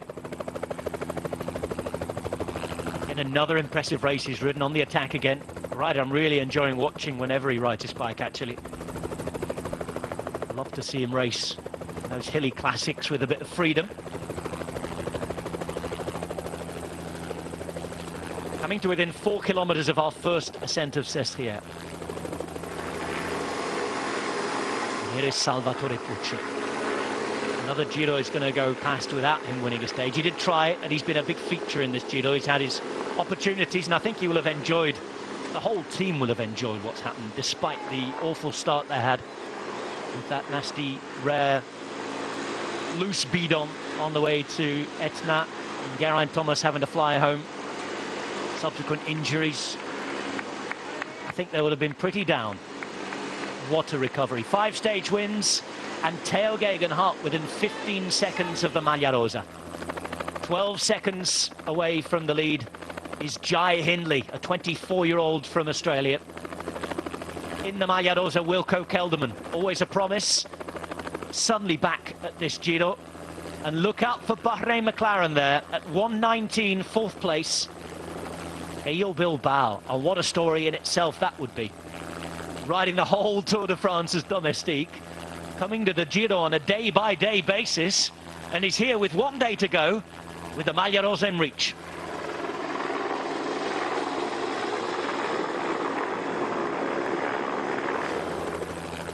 Top of Sestriere is approaching.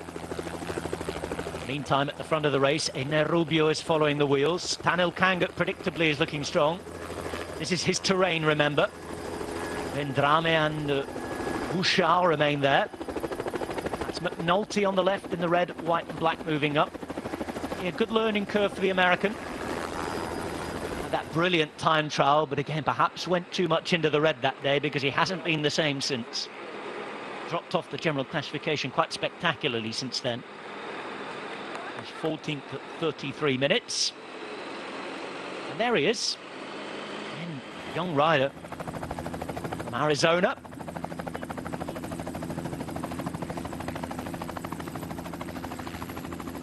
And you can just see the effect that Pucci's having already. Just one rider riding, and another 25 seconds has gone from the gap. Yeah, we started with 21 riders in the breakaway. I think there's about 17 left now. Seri, who wants to get some organisation going.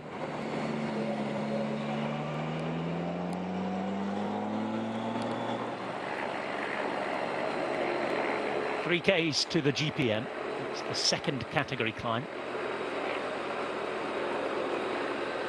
Villela and Rubio are still there for Movistar. It's Villela on the right-hand side. Rubio's just tucked in around 5th place on the left-hand side, sitting behind Honoré.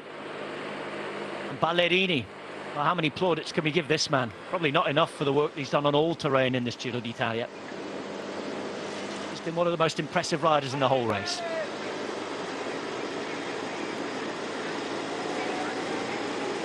The Ineos Grenadiers, I think at this stage in the race, they'll have been expecting to be at the front, in charge of the Maglia Rosa, with Geraint Thomas wearing it.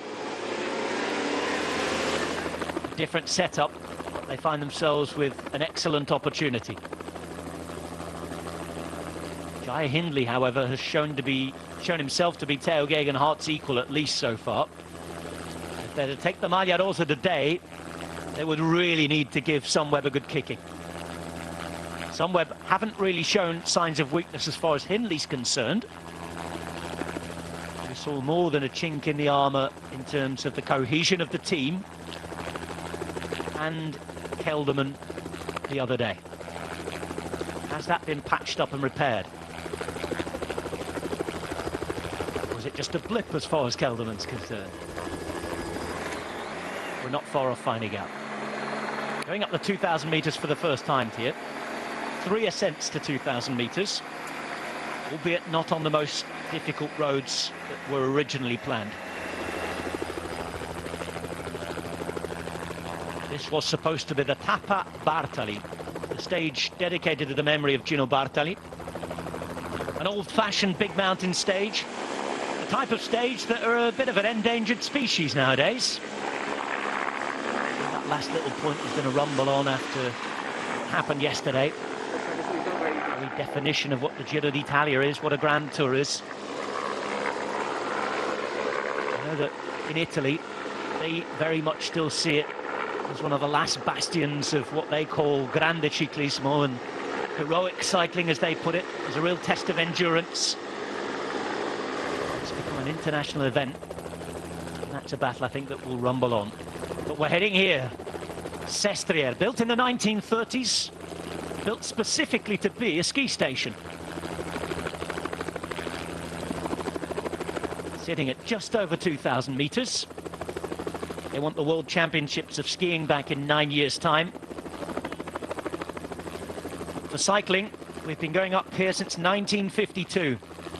Fausto Coppi, talking of that era of grande ciclismo and campioni, campionissimi as far as he's concerned.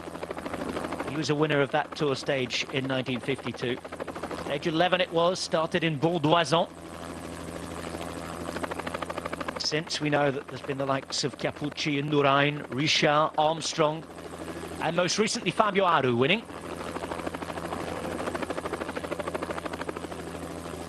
This road will be known to most riders in the peloton as well.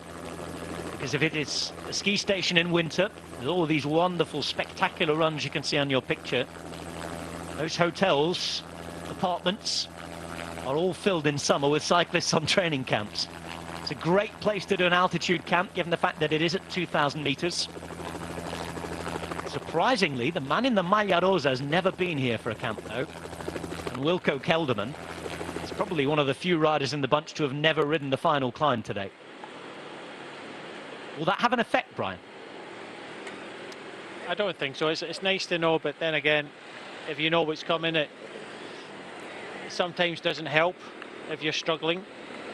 But I think you'll get the relative information. He'll know what he's up against, and I don't think it'll have a huge effect on not knowing or having never ridden up this climb. So I think the information that they can get now in various different platforms will show them, you know, where they actually are, and you know what gradients are coming up, and you know what's happening. So I don't think it's a major fail on Kelderman's part, the fact that he didn't come here beforehand and look at this climb. He explained as much yesterday to the waiting media, actually. He was asked a question about whether he knew the climb. He said, no, I don't, but he was quite calm about it, was Wilco Kelderman. We'll have a look tonight on the maps. We'd have a look on the apps. Could he do it on the road? This man has. Just a kilometre to go, and this is Davide Ballerini in a high mountain, 2,000 metres almost, and one of the men who's been challenging in the bunch sprints.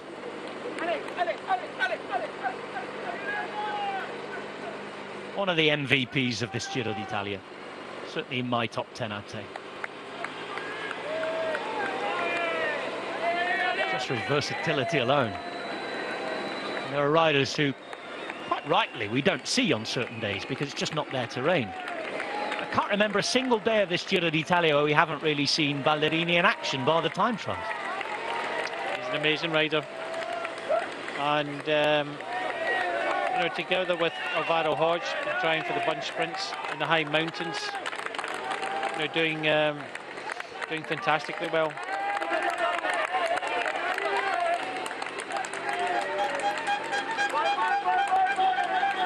King of the mountain standings, well, closest challengers here at 200 points. No worries for Ruben Guerreiro in the blue jersey back of the peloton. Things are changing though with regards to the gap now. Since Puccio went to work, as Fiorelli sets off, the gap's gone down to 4 minutes, and Fiorelli looking for a bit of exposure for his sponsor, looking to make a name for himself, and Bardiani have had precious little of that at this Giro. Essentially a development team for Italian talent at the senior level. Come here and won stages more often in the past. It's been 4 years now. It's their last set of really good youngsters and second division pros combined brilliantly to win a few stages. Ciccone was the last. Fiorelli's not going to get that today, I'm sure. But he's after some King of the Mountains points. Bardiani, CSF, Faisane, to give them their full name. The team managed by the Reverberi family. And they're now green and purple, as though they're about to take those King of the Mountains points. First time I've seen it in the Giro. It's a rider taking a newspaper, just making sure he gets it because he's got a challenger coming here from Deconi Quickstep. But it's the first time I've seen a rider take a newspaper in this year's Giro. Told you they're an old school team. We heard that in the declarations from Signor Reverberi yesterday, which we won't translate because I know that a certain section of you that would upset quite a lot. There wasn't a great deal of understanding or empathy there, or at least a will to listen to different points of view. And you can have yours, there's no problem about that. We expressed ours yesterday, but the boss of Bardiani wasn't happy. Now 3:48. This is the moment that Fiorelli went off in search of those points. I guess for a lot of these other domestics now, the job's done, isn't it? The ones who are going to be there if the action starts in the GC, after this descent, they're already going to be up the road, and they've got this far, ahead still in the breakaway. That would have been the aim of the game. Get over this climb and be ready for your teammates behind. Definitely.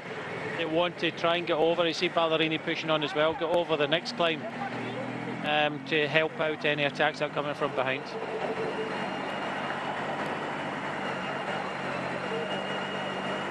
We're approaching our second day of judgment this week.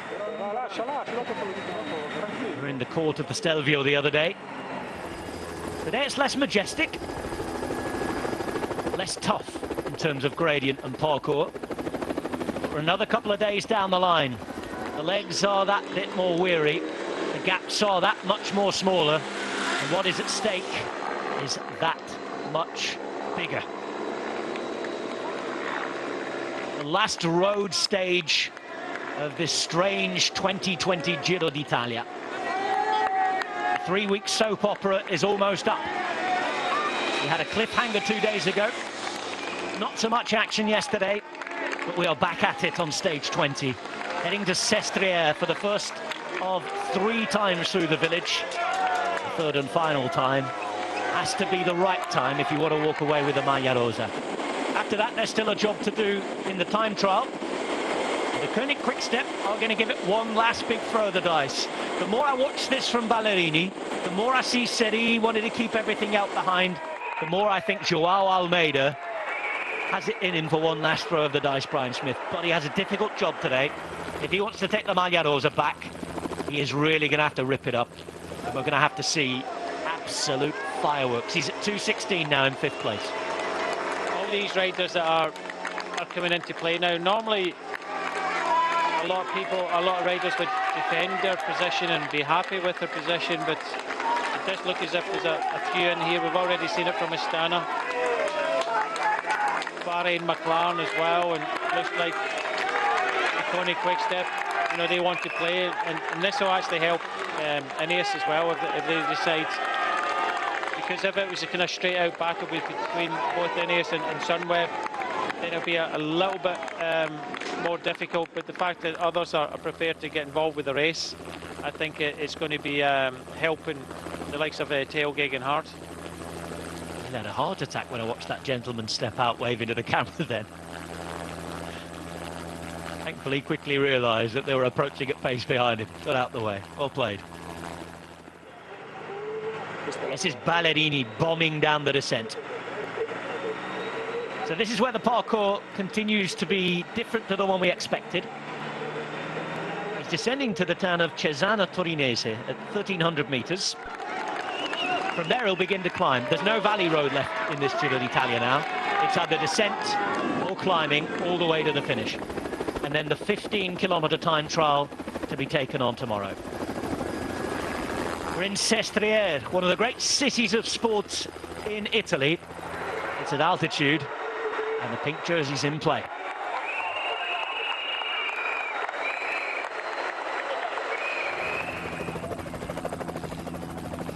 Demar looks like he's about to be caught.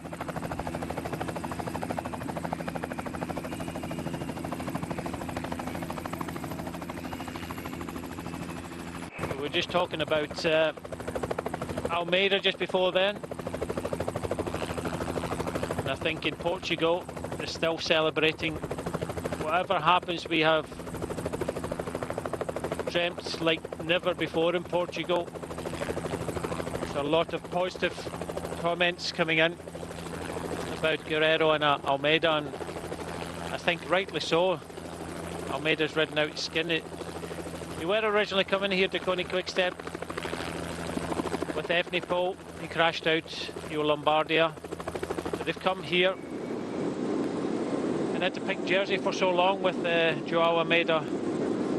The fact that they've got 3 riders in this first move of the day, 21 riders. I don't think Almeida's finished. So it would be a big ask to move back up into the podium. But with the time trial tomorrow, you'd think that Almeida would be one of the stronger contenders of the GC riders. So it looks as if they're going to give this a good go. Still Ballerini in front. This is a really fast descent, like Rob said. It's all descending or climbing.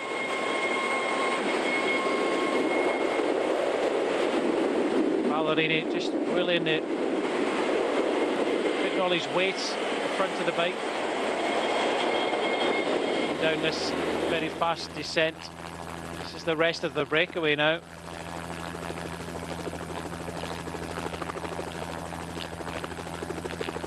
"13 riders. We're starting to split a little bit at the front of the race.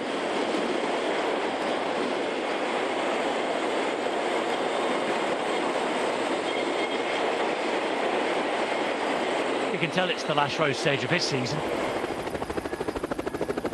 Every little bit of energy. Ballerini tomorrow in the time trial will be getting round and celebrating arriving to Milan.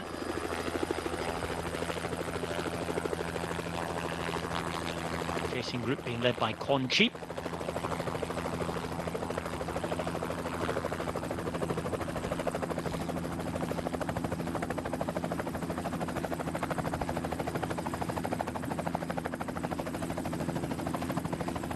Everybody has their last little bit of energy. Ryan's having his last finishing bead on. I've got my final espresso and we're ready to go.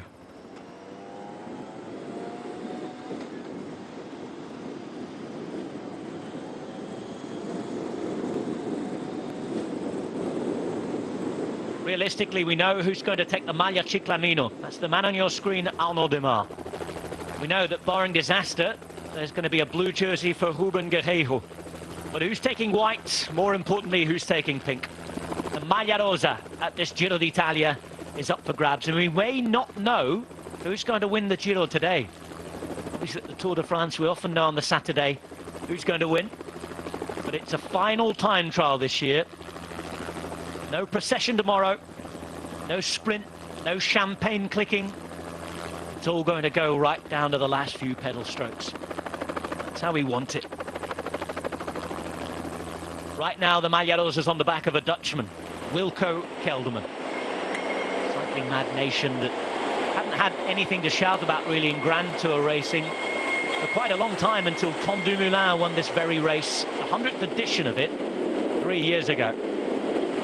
Here with Wilco Kelderman, a man who seemed to perhaps have promised more than he delivered. But he's looking for a first victory in 5 years in professional cycling. Injuries, illness, problems, bad luck. He's survived until now. Ineos Grenadiers want to test him, but in the middle of all that, Jai Hindley is perhaps one of the strongest riders in the race, if not the strongest. Not quite set free yet, because he's in the same team as Wilco Kelderman. It's tactically intriguing, but in the end, if this is ridden at full gas, it's going to be who has the strongest legs, Brian. Yeah, I don't think he will be let loose, Jai Hindley. I think it'll be a case of just making sure he stays with the tailgating Hart. Just looking at the numbers at the front of the peloton here, you can see that Ineos have got you know, pretty much all their team. Just behind you can see the Sunweb riders with the pink jersey, but I think there's only about 5 of them. Started today with the 7 riders in the team. There's 2 riders just in front of the pink jersey. Then you've got Jai Hindley's there, so yeah, 1, 2, 3, 4, 5 riders from Sunweb just behind the team of Ineos. So I've got 5 at the front plus Filippo Ganna at the back. We're watching Arnaud Demar here. It's all about what's happening in the peloton, really. There are 41 kilometres to go. There is no flat road now. They're descending here, and they've got to get used to this descent because they take it on again before climbing up from Cesana. And once we get to the bottom now, this is where Ballerini is about to hit. As soon as he finishes, there's a real quick change in rhythm. You're riding on that big ring there, trying to push those big gears, having the odd little rest. Suddenly you go through this town at the bottom, and then bang, climbs again. And it climbs fairly quickly. First kilometre is at 6%, then 7%. And you've got the maximum grading of 9%. And after that, it's fairly consistent. 5%, 6%, until the last third of the climb, which has an average of 7%. And it's to be taken on twice. 4 minutes 22, the gap from the break to the peloton. The leader on the road is Davide Ballerini. Has ridden for the Maglia Rosa for 15 days. They've lost that jersey, but it looks as though Joao Almeida is going to have one last hit out to try and find some teammates up the road at some point. As far as that Maglia Rosa group is concerned, do Ineos Grenadiers ride full gas for both ascents here, or is there going to be a question of everybody waiting till the final ascent, Brian? No, I think they have to use both. They can't just wait to the final one, so I think it'll be a case of riding as hard as they can. What a good tempo that, you know, Teo is happy with on this climb, and then going to work with, you know, Teo individually on the final climb. So I think this will be a case of a really kind of hard tempo, split the group to pieces, and then the GC contenders come out and, you know, have their play on the final ascent to the line. They wind their way down. Ballerini's gap is 44 seconds. Most of those riders who were with him in the breakaway are still there, back in that group. This is the Maglia Rosa group. Spectacular images that we're going to see. Essentially a circuit race in the mountains now. It's a pretty good plan B. Well done to the organisers. I know it's not what we had on the menu initially today, not what they wanted, but it's the best they could have come up with. And as Brian Smith often says, it's not about how hard the parkour is, it's how it's raced. And this man is racing it at full gas already. He took 44 seconds out the remains of the breakaway and just in that descent, Rob. So he's absolutely flown down this mountain. Does that tell us anything about what might happen in the GC later? Because it's not just about the climbing, you can gain and lose time on the downhill too.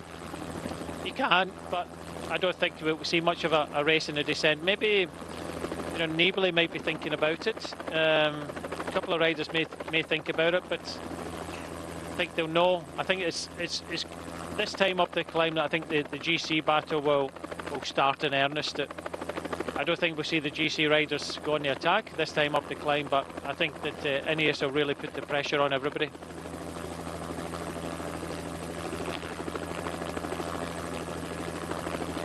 We're looking at full gas racing, obviously, on the descent there. For these ascents, it's going to be quite quick. The type of climb they have coming. I think the best previous time was just over 17 minutes in racing on this climb 20 years ago, set by Stefano Garzelli.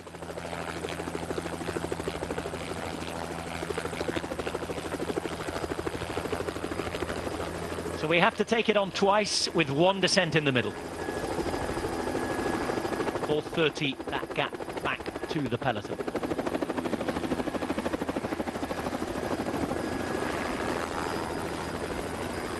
Stage win coming from the pink jersey group, surely as well, Brian.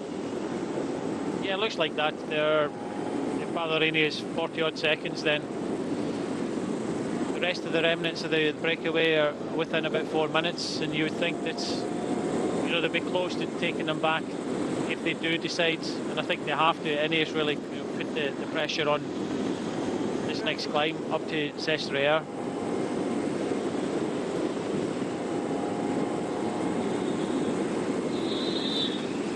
The tiredness has reigned through the peloton at the Giro d'Italia over the last few days.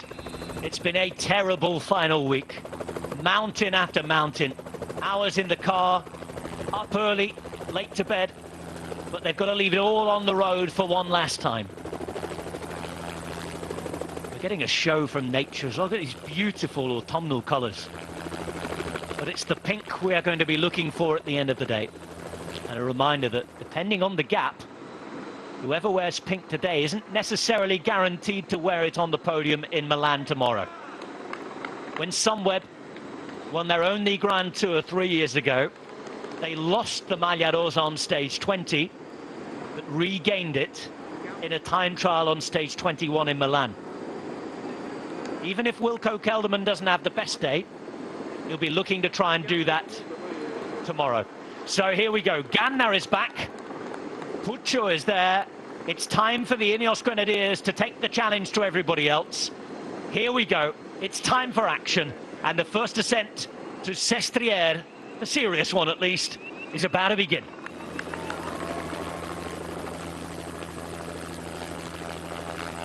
You could not get a better stadium. And this is how the score lies. 12 seconds between Wilco Kelderman and Jai Hindley. Their teammates, with Theo Gegenhardt in third at 15, Bilbao in the game at 1:19, and Almeida, who held the jersey until 2 days ago, now at 2:16. It's all in play with this final mountain stage. 2 ascents of Sestriere to replace the long throwback mountain stage we were due to have to take us into France today. We still have racing. We have a beautiful parkour. And tomorrow with a time trial to finish, the result surely will not be decided until tomorrow afternoon. But if climbing's your strength, it's time to make your move.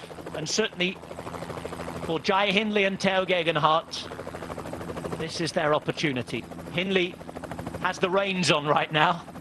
He's in the same team as the leader. But if Kelderman starts to suffer today, there'll be no doubt he will have to follow. And the breakaway, they're having a go at each other while they can.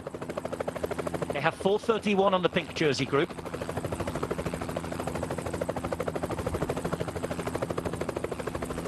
Ballerini is the most advanced. He's been chased by Bouchard and McNulty.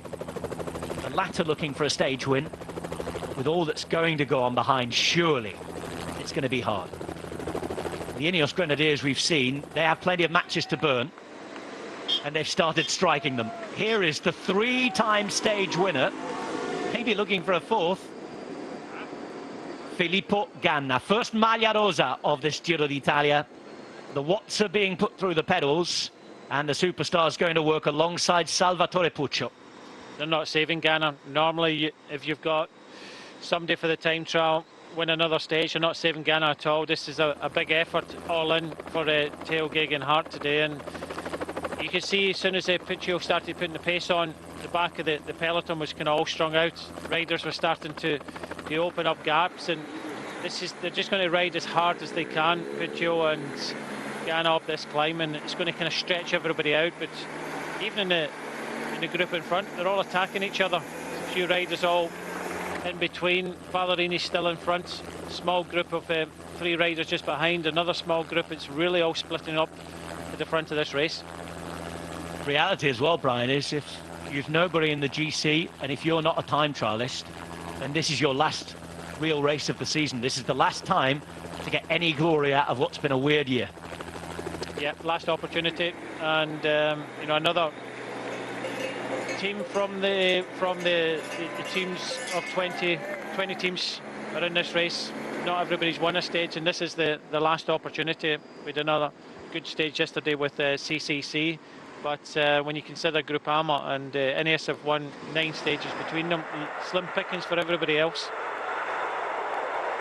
Arnaud Démare distanced. The Maglia Ciclamino tomorrow will be his. Superb Giro d'Italia from the French champion. Have a chance to salute him in Milan. And this is his lead.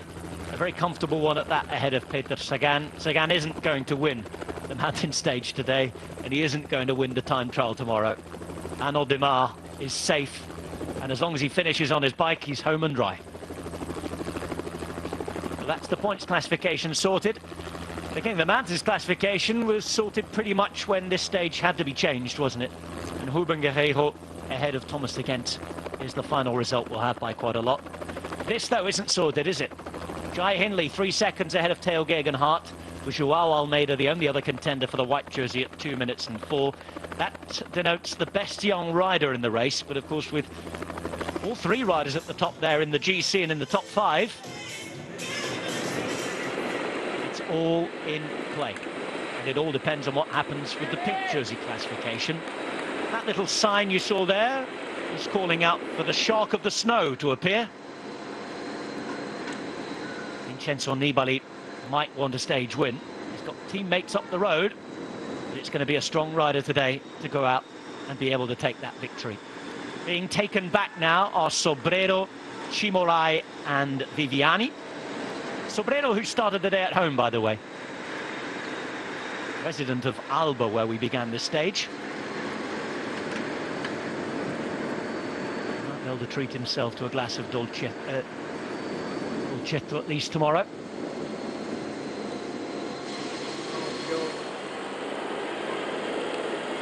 And 14 now for Ballerini. He's on a mission. Thinks he's Claudio Capucci here. He's riding strong, riding really strong. 44 seconds they took out in the descent, and then stretching that lead. I know they're attacking each other behind, but this is a strong move and getting plenty of encouragement from the car now.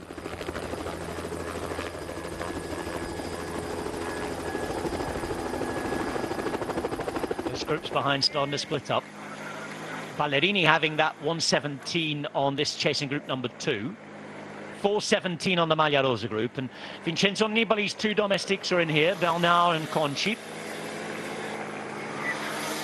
Who else might be a factor in the GC? You can see that Mikel Honoré is in this group as well for the Koenig Quickstep. So they have riders in different groups if Almeida somehow manages to make a move, but it's not going to be easy to be done while this pace is being set here. Ganna and Puccio continue to share the work.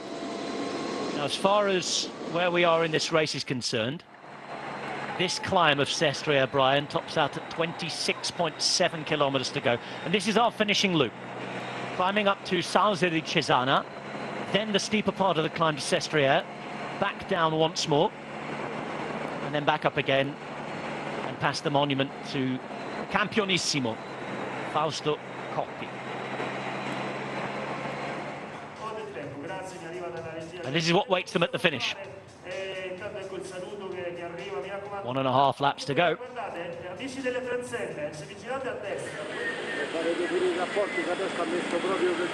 Davide Ballerini at the front of the Giro d'Italia, and not for the first time in this 103rd edition of the Pink Race.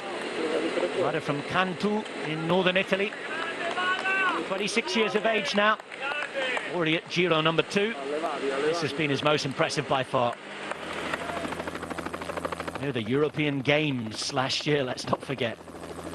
World Tour stage in the sprint at the Tour de Pologne. And he's been up there in finishes at the Giro this year, a top 3. And all the domestic work he's done has been absolutely fabulous. He might no longer have the Maglia Rosa. The Koenig Quickstep don't want to go out with a whimper. Back in the peloton, same idea for all of these contenders, and it's a smaller group ever since these two started riding, Brian. I've just seen some riders at the back just say goodbye. You know, one of them I think was Einar Zakarin as well. And Puccio looks like he's done. There he is. Now Matthew Holmes makes a move. The only British rider in the breakaway. He's ridden his whole first World Tour season basically, either at the front of the race or in the breakaway. He's been a brilliant addition to the top level of pro cycling, hasn't he? Such an entertaining rider. Yeah, I think the number of kilometres in the breakaway are at the front of the race supersedes anybody else. So in the first Grand Tour to be able to do that is phenomenal. I know he's not part of the Fuga prize, but he has spent more kilometres at the front of this race in the breakaways than anybody else. And the breakaway prize is going to be taken by Mattia Bais of Androni Giocattoli. 458 kilometres in smallish breakaways. Remember, more than 10 riders doesn't count.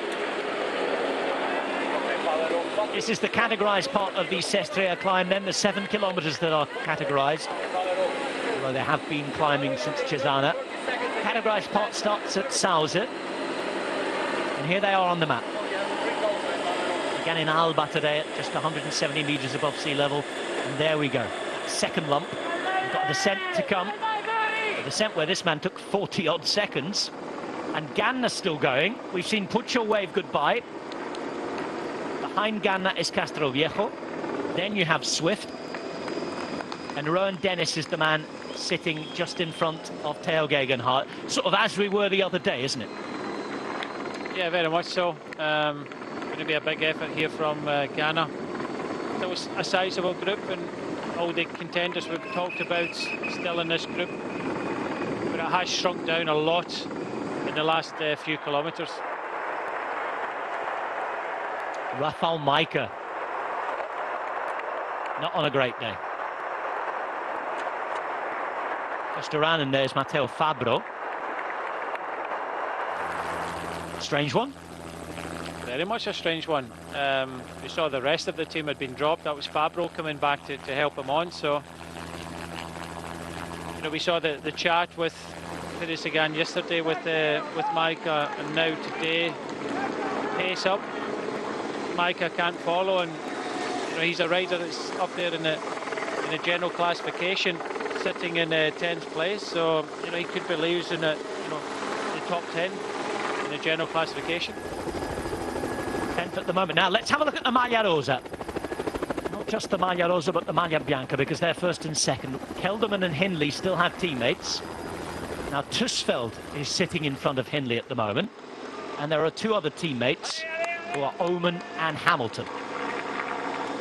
5 riders for Sunweb. Same number of riders for Ineos. The latter who have to commit, who have to sacrifice. And Filippo Ganna putting the watts to different use today.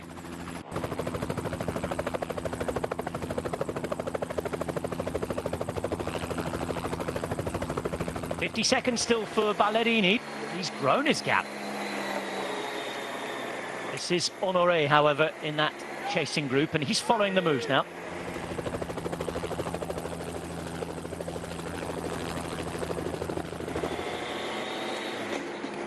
And the latest move coming from Movistar and coming from Einer Augusto Rubio.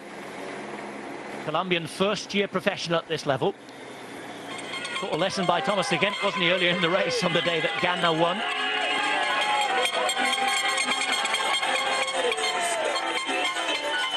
And the fans have arrived from France, even though the race wasn't allowed to come. The French fans are here. Not a big journey for those who live close to the Italian border. 43 seconds now for Ballerini. This is where the climb starts to get spicy. It's in the centre where you've got the biggest gradients, really. There is a kilometre at 10% and a kilometre at 9.7.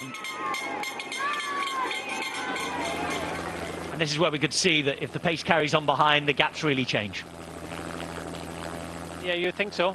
But Deconi Quickstep riding well today. They've got Ballerini in front, they've got Honoré and the other rider in here. Sestriere, and you know, they're not going to ride at all. Gabri's Abbey there for NTT and Rubio, but you know, this is where the real action is starting to hot up, and Ghana setting up a really strong tempo here. Still a sizable group with most of the major contenders in here, so no gaps, no weaknesses apart from Rafael Maika, who looks to be slipping outside the top 10. Well, they're on the climb to Sestriere. We talked about the events of 1992. If you want to relive those after this race, remember to download the Eurosport Cycling History podcast, Recycle. That's from all of your best podcast providers. Have a review of this weekend's action on the Bradley Wiggins show as well. And more immediately on the telly, on the digital platforms, you'll better watch the breakaway tonight. Dan Lloyd and Ola Shanoe with Brad Wiggins and their other guests, Brian Smith, Sean Kelly, talking about both Vuelta and Giro. That's on the GCN Race Pass and the Eurosport player.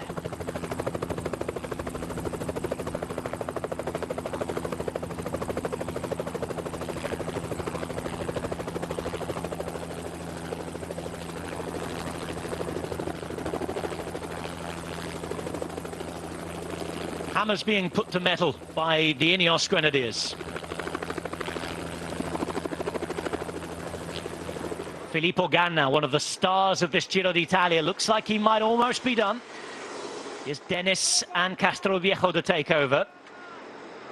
And one by one they slip off the back. A quick look around, still sees Tusveld there for Sunweb. That's one thing to keep an eye on. Any weaknesses behind, and if there are, well, they're right on the wheel, so the Ineos team will know about it. If anybody's starting to falter, if anybody drops off before their time and job is requiring to do them so. One of the riders is starting to slip and slide behind, and that is Filippo Ganna done for the day. And there is Caicedo, stage winner on Etna, remember. Ecuadorian national champion for EF Pro Cycling. Now, I think Sunweb have lost a rider or two here, Brian. Yeah, so I have a feeling that things are being whittled down. Very quickly. They've been whittled down very quickly, and as you say, it's starting to get spicy now in the GC battle.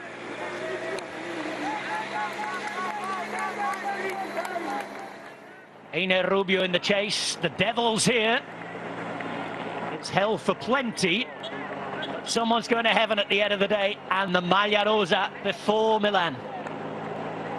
Ballerini doing a great job just to stay out the front. And here we go, Sunweb are isolated.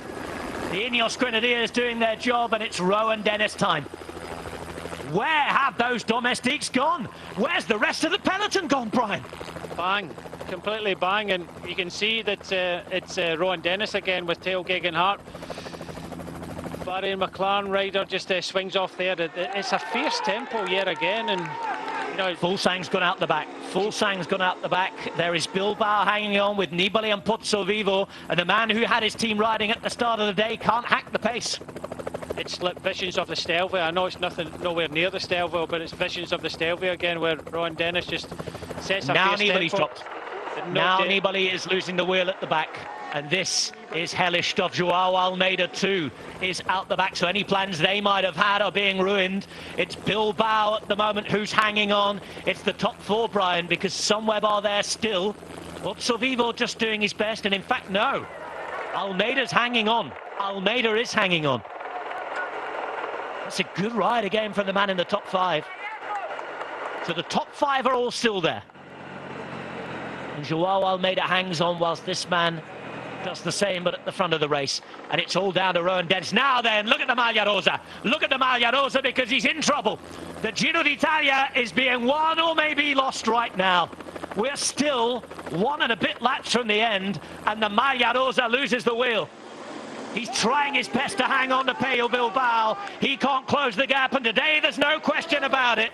Jai Hindley has to go with Theo Gegenhardt, and this could be the moment that Wilco Kelderman kisses his dreams of pink goodbye. And Rowan Dennis is so strong that not even Theo Gegenhardt can hold the wheel. This is incredible, Brian Smith. Absolutely incredible scenes here, and Rowan Dennis doing what he did in the Stelvio, absolutely incredible, and Theo Gegenhardt just has to try and kind of follow him, but you know, for Jai Hindley, he has to follow Theo Gegenhardt, and that's what we said right from the start. This time, Kelderman looking around, he swings over, he's got Bilbao there, he's got Almeida, he's got Vivo. He does have a little bit of company. The last time in Stelvio, he didn't have any help whatsoever, but they're not helping him. Almeida comes to the front to help out a little bit. But yeah, these are incredible scenes that we're starting to see, and we've still got another ascent of this climb. 1 and a bit laps to go, and the Maglia Rosa is in trouble. The Maglia Rosa, I'd go as far as to say, is almost in crisis. That gap continues to open up. Ineos Grenadiers putting the hammer down. Pello Bilbao not quite at the races as he'd wish to be. Almeida keeps fighting. Vivo is with him. But now it's a three-man train, just as it was on the Stelvio. It's as we were. Rowan Dennis finishing the Giro d'Italia in incredible form. So it's Dennis, Gegenhardt, Hindley. And if this carries on for another kilometre or two, Hindley suddenly becomes the virtual Maglia Rosa. He does, and he has to take something from that. The fact that Rowan Dennis kind of gapped Theo Gegenhardt. So if we said it all along that Jai has to stay with Theo Gegenhardt, but instead of just following him to the finish, maybe the next time up he really has to go on the attack. He's already shown that he's one of the best climbers in this race, if not the best climber. But for Wilco Kelderman, he is really in trouble, but he could have a little bit of help from these allies behind. It is a glorious day up on high. Not so much though for the Maglia Rosa, and there's confirmation. Our first time gaps, 16 seconds, and the man in white is virtually the man in pink. Jai Hindley from Perth in Western Australia, on the back of the Ineos Grenadiers train, riding into the Maglia Rosa at the Giro d'Italia, while his teammate sees the dream slip away. This must be horrible for Kelderman, but it's the suspicion we had 2 days ago, Brian, and it's as we were on the Stelvio. The thing is, a couple of days ago, when you're on your own for about an hour and 20 minutes and going deep on your own, trying to save that pink jersey, and you see the likes of Bilbao and Fuglsang combining together, catching you, going past you in the final climb, and look, there's a lot of what-ifs, but at the front of the race, it's still that man from Australia, Rowan Dennis, leading the way. Theo looks as if, you know, he's not on maybe the best of days here, but it's a big day for potentially Jai Hindley here. He'll just sit on Theo the whole way. I would think that Rowan Dennis would ride over the top of this climb on the descent and then leave it down to Theo and Jai Hindley. But Jai Hindley, if he goes on the attack the next time up this climb, he could gap them all, go on and win the stage, and I think that's what he has to do. He has to take the bull by the horns and try and put as much time into Theo as much as possible. Well, Almeida was trying to close the gap there. He feels stronger than the Maglia Rosa at the moment. Almeida is trying to close the gap as Einer Rubio takes the lead at the head of the stage from Ballerini now. In terms of what happened the other day, I think we've covered this earlier on, but just a reminder, there's no chance and no suggestion that Hindley has to wait up today. He has to follow the move. Yeah, he has to. I said it right from the start. All he has to do is follow Theo Gegenhardt. He didn't attack him a couple of days ago, but I think he has to do it today. He has to just concentrate on what he has to do, because Kelderman, unfortunately, is going to lose a little bit of time. Luckily for him, he is getting a little bit of help from the likes of Almeida. And I think that the bonus seconds at the end are certainly going to come into play, because it's only 1 minute and 35 seconds now with an ascent and a descent to go between the breakaway and those. And look at this, it's almost 30 seconds now ahead of the Maglia Rosa. We remind you that the man in white there, Jai Hindley, trailed his teammate Kelderman by 12 seconds at the start of the day.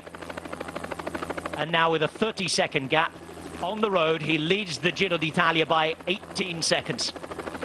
That means that Theo Gegenhardt is also 3 seconds from the lead. There are 10, 6 and 4 bonus seconds on the line, or first, second and third respectively on the stage. And there is a 15-kilometre time trial to Milan to sort things out. They can't afford to think of the time trial tomorrow. It's all in for today to get the result that you can, isn't it, Brian? Nobody's sitting and thinking, well, I can take 5, 10 seconds and in tomorrow. It's got to be all in now, hasn't it? And then you get to tomorrow and see what happens. Yeah, it's all about going all in.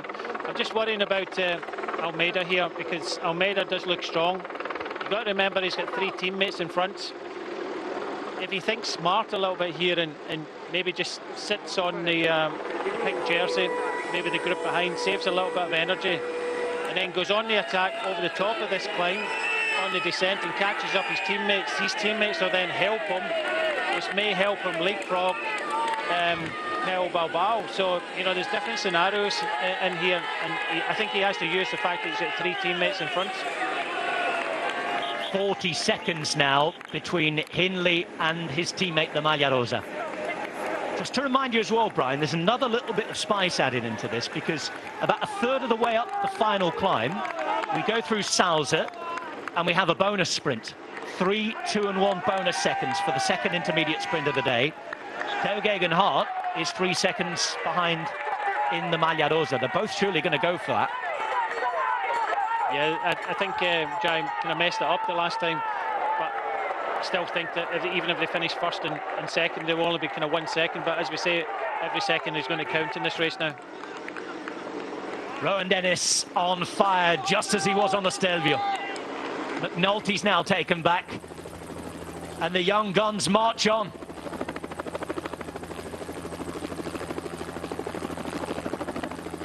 It's a crazy Giro d'Italia, and what an ending we are having. If it stays like this, it's also going to go down to tomorrow. Wilco Kelderman is losing the Giro d'Italia. 35 seconds behind his teammate on the road. His teammate is just following the moves. It's the Ineos Grenadiers, it's Rowan Dennis and Theo Gegenhardt taking it to Team Sunweb, just as they had to do today. 1:27 from the stage leader, Einer Rubio.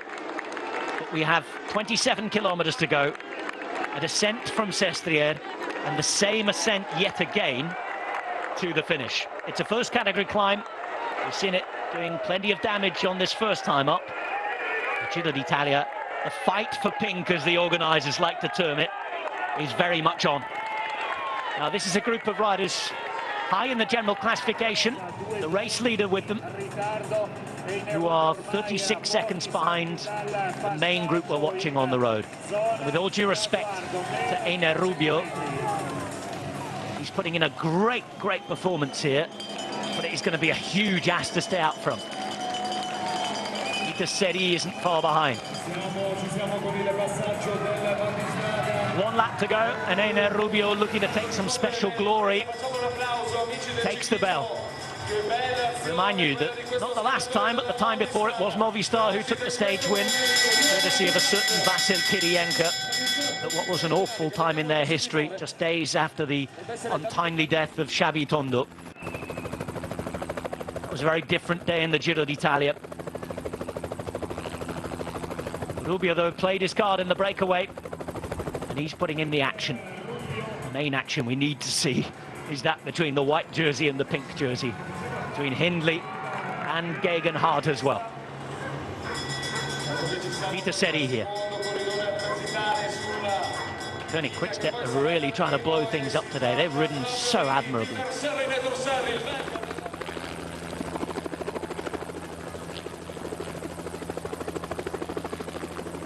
Ai 40 metri facciamo un applauso, stanno dando spettacolo. 26 Ks to go. Well, the bell ring to be done here because they're all going to be coming over in ones and twos, Brian. It's been horrific, the pace so far. And Rowan Dennis could be turning in a very late performance to become MVP at this Giro d'Italia. He was brilliant on the Stelvio. He has again detonated the group today. And the gap continues to grow. That is bad news for the Maglia Rosa because, okay, on paper we know that Kelderman is the better time trialist, but already you're looking at 30, 40 seconds with another ascent to do. It's a lot of time to bring back on a flat time trial in Milan, isn't it? Yeah, I think it'll be too much. He doesn't have a big buffer. He only has kind of 15 seconds. You know, even if they all ride together and kind of try and help each other in this last lap, even if they lose a minute, I still don't think he'll be able to get that back tomorrow. So, but even at the start of this race, I would never have said that the Australian rider from Ineos, Rowan Dennis, would change the outcome of this Giro d'Italia. 2 days in the Maglia Rosa for Wilco Kelderman. And what should have been a dream is turning into a nightmare. All the chaos yesterday, all the attention pulled away from him. The spotlight's certainly not going to be on him at the end of the day. It's Hindley who's set to take the jersey off him.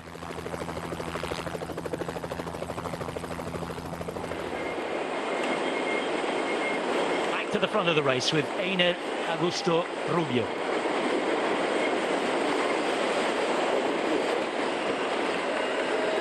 .40 points there in the King of the Mountains, but that competition has been put to bed. That competition is done and dusted. What he's after here is a stage win. He's a relatively new rider to the professional peloton. He had a very, very good under-23 Giro d'Italia last year, during which he won a stage. It's a mountain stage to Passo Fedaglia, further over to the east. Something that helped get his World Tour contract, his Premier League contract, if you like, with Movistar.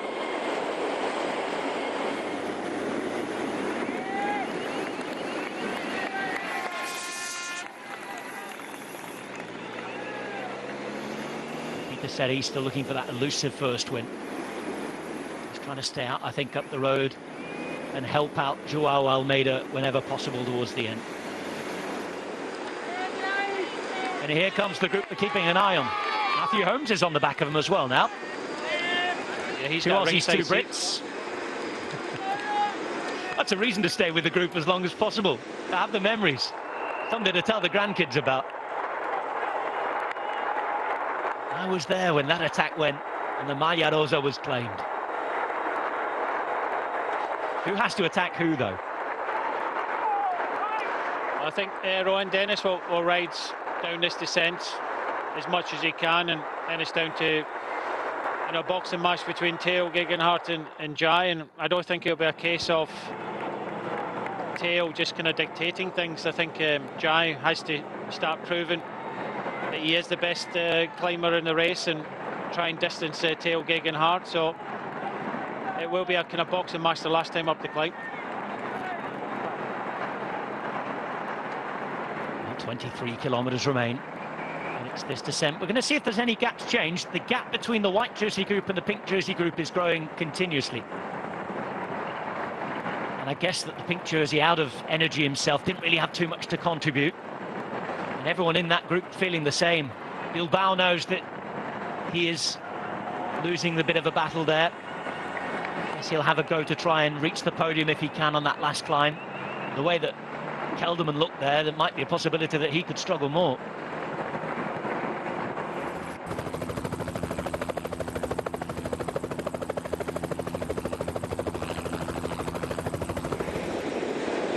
Two kilometres remain. Descending, then climbing. The last throws of what has been an enthralling Giro d'Italia. Matthew Holmes at the back, as Brian Smith said, with a ringside seat. And back with the Maglia Rosa. The dream is dying for Wilco Kelderman. I don't think the two groups will lose much time in the descent. It's the next climb it's going to make the difference, so it will still stay within 40 or 50 seconds on this descent and come the bottom of it. We wait for those gaps to establish. We wait to see what changes. As far as Ena Rubio is concerned, he still dreams of a stage victory. With these guys behind, do you think he has a chance? 1:30 the gap. He's got a chance, but if Theo and Jai really go for it, then I think it'll be over, because I think he'll only have about a minute 15, minute and a half if he's lucky by the time he gets to the real part of the climb. So how much has he got left? He's still got a chance, but it really depends on Theo and Jai. We've got a South Australian riding for a British rider, trying to deny an Australian win. There's all sorts of little bits of backstories here and there. One is the fight between the two riders in the same team.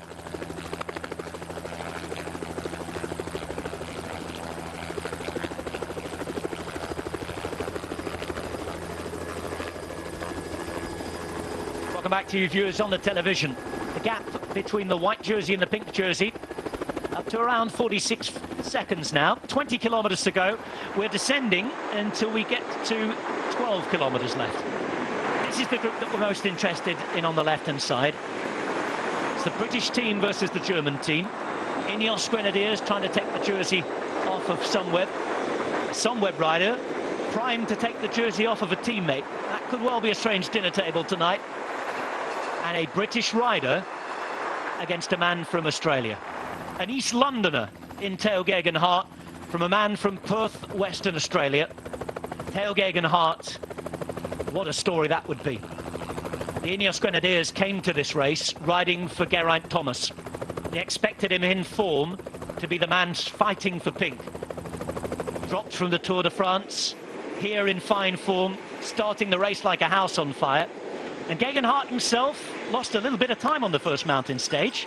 He was meant to come good in the third week, wasn't he? He was meant to be the last man in the mountains for Geraint Thomas. Same with Jai Hindley. He was supposed to be the last man in the mountains for Wilco Kelderman.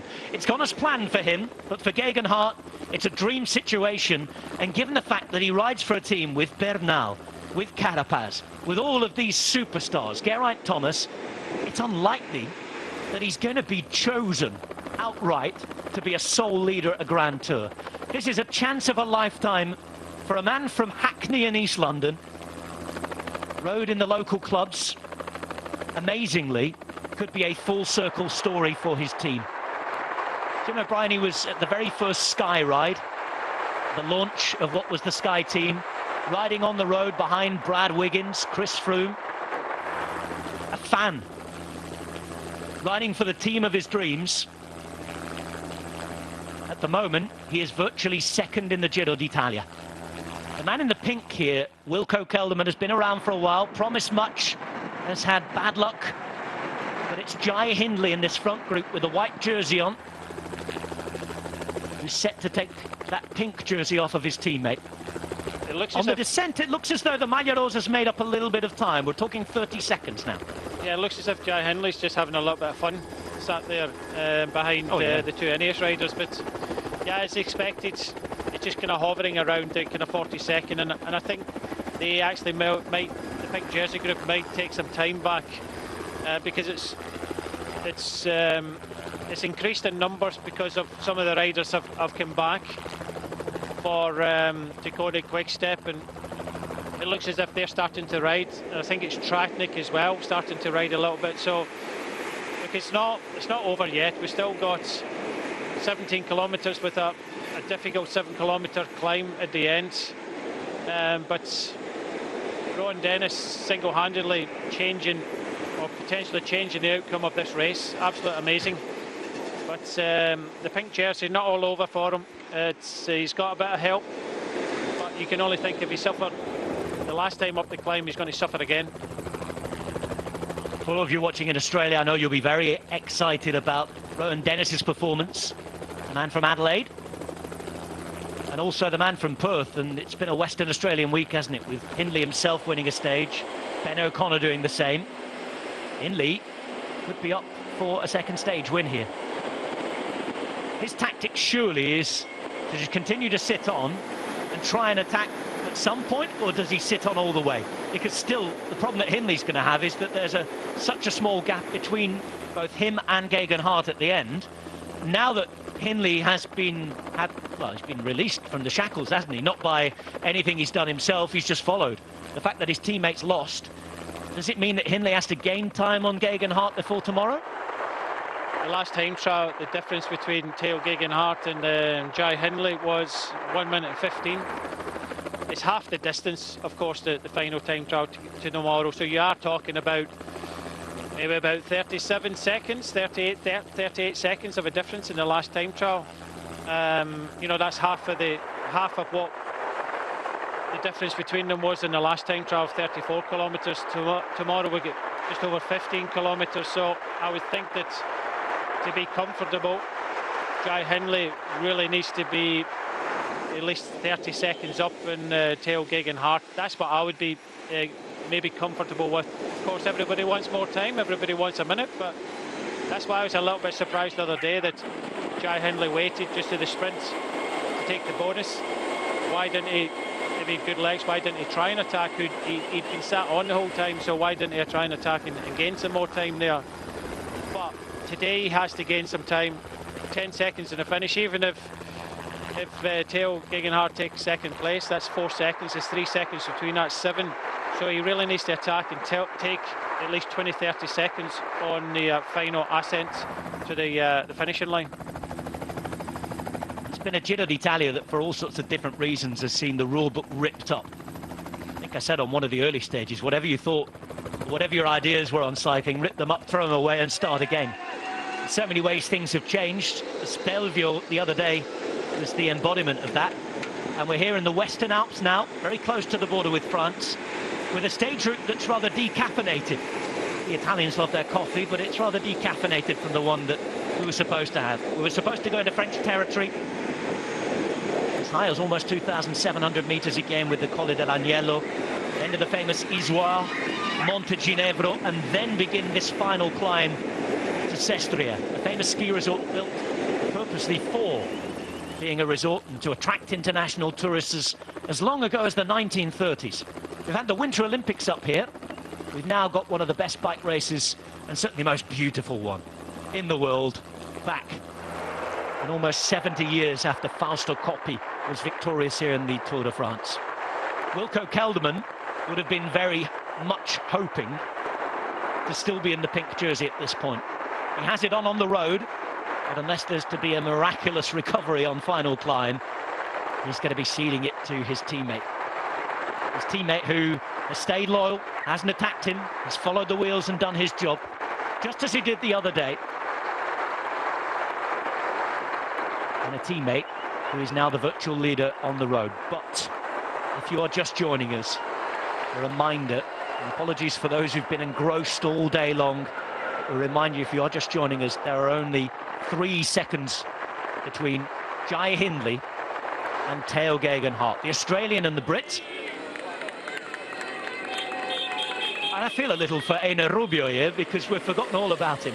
He's the man out in front, and he's the man about to start the final climb first. He's been out in the breakaway since the start of the day. In all fairness, we gave the breakaway very little chance.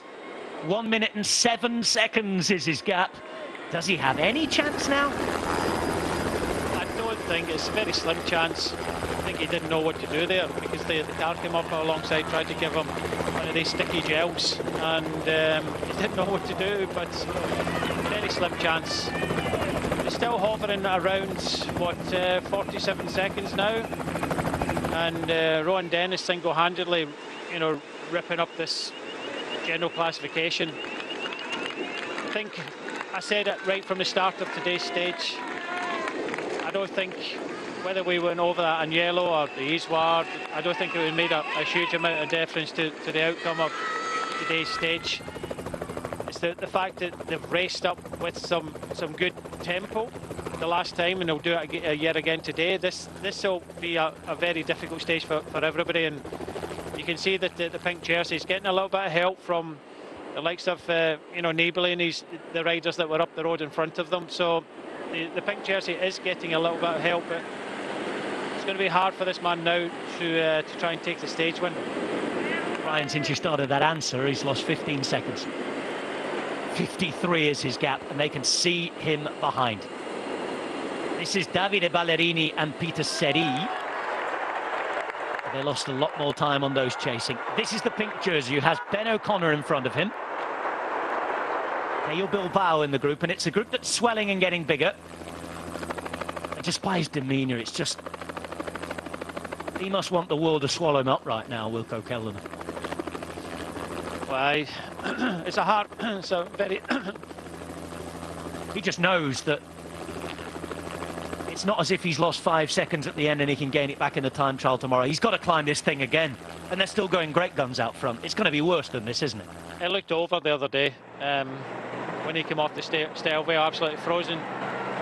No energy. Sorry about that, Brian. That's Arnold Imar coming across the line with a lap to go.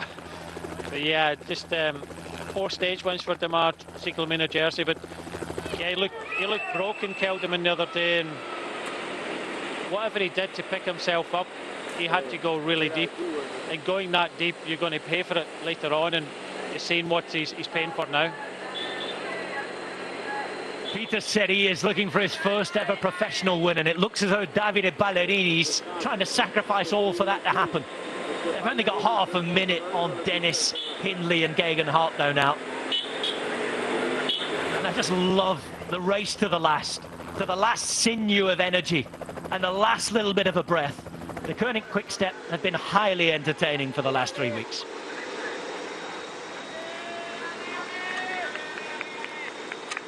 "11 kilometres to go. Vendram has been picked up there for Age de Zella Mondial. And we focus on a Maglia Rosa that's now losing the Giro d'Italia by a whole minute. A whole minute to his teammate Jai Hindley. Pressure now, though, increases on Hindley himself. Brian, will he be feeling that? Because he will know about the gaps of the Maglia Rosa. Of course, pressure was very much off Hindley at the start of the day. I'd say it's on him now because he's the last chance for the team. Yeah, I think from what I see on the descent, it looks as if he was having fun. He doesn't feel the pressure. He knows what he has to do. And I think they're a clear instruction, which is good. When you get clear instruction, just sit on and save the energy, but you have to go full in this final climb.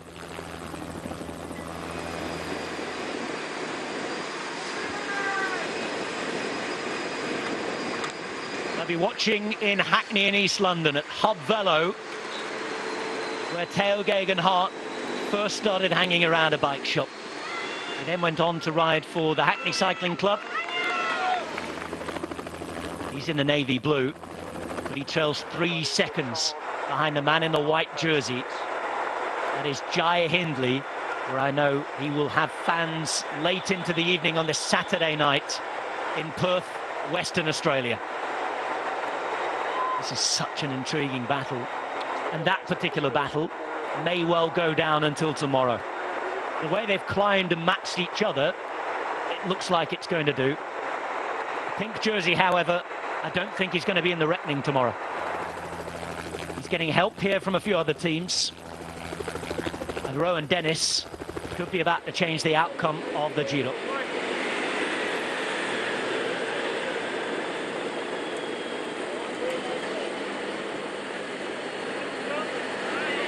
Front, 12 seconds ahead. They've given everything. It's going to be difficult to stay out the front now. Peter said he's obviously on a good day, though. It's been a great effort from Deconi Quick-Step to be in this situation, but unfortunately today it was always going to be a GC battle. Talking about that battle, if we go back to the first time trial, and you know the difference between Jai and Theo Geoghegan-Hart was 1 minute and 11 seconds in the favour of Jai Hindley, of course.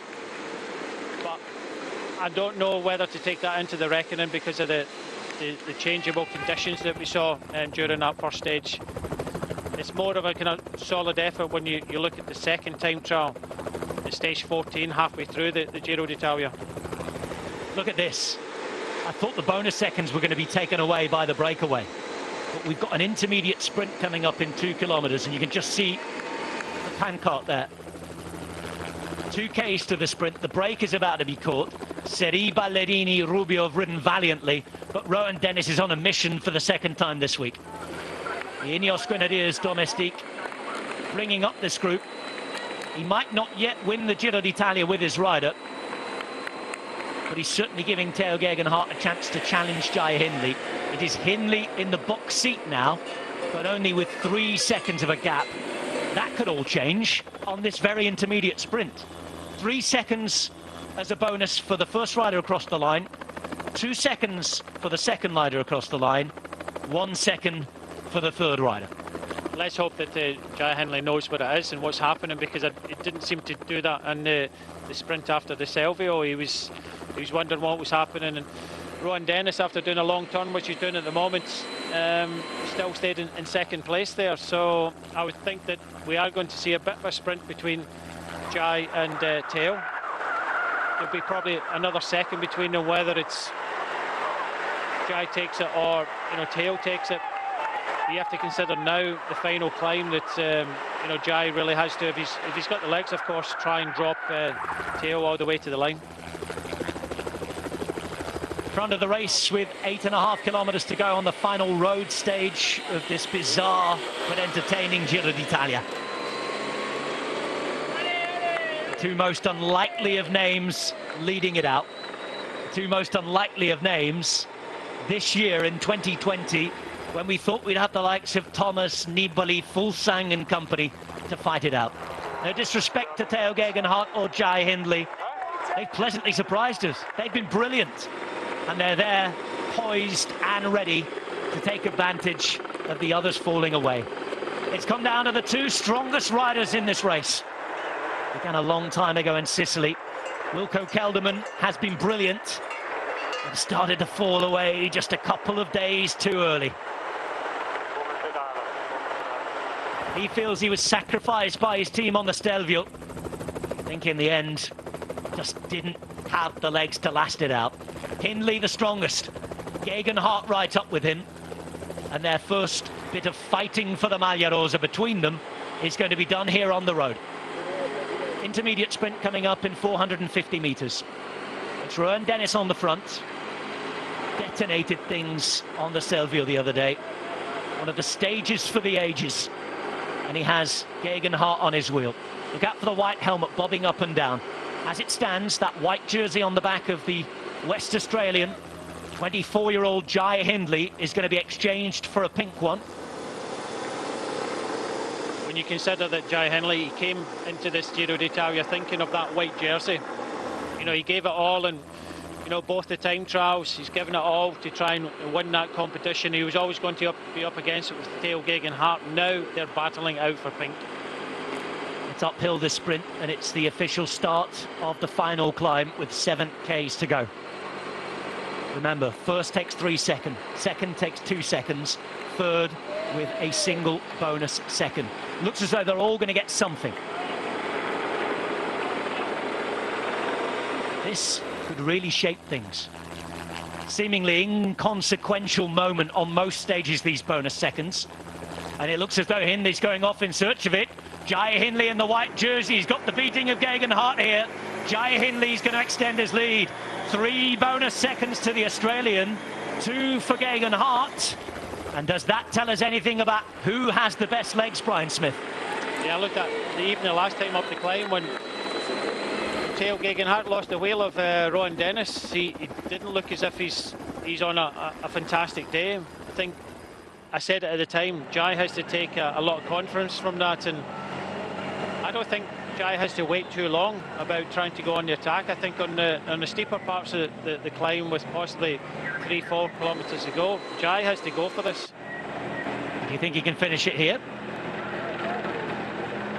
As opposed to waiting for the time trial tomorrow, is that surely something that's in his mind? Strike with irons hot. I think he's got the edge on Theo now by the looks of things. I might be wrong, but from what I see from the demeanour of the riders, Jai has to go sooner rather than later and try and put a lot of distance in to Theo. There won't be a great amount of difference to make up in a time trial tomorrow, but if Jai can win the stage, take at least maybe 20-30 seconds, then he's looking good to win this year's Giro. 6.6 kilometres to go, and the Maglia Rosa now 1 minute 45 behind. If there was any doubt before, there's certainly none now. Wilco Kelderman will be seeding the Maglia Rosa at the end of the day, and he will not be wearing it in Milan tomorrow.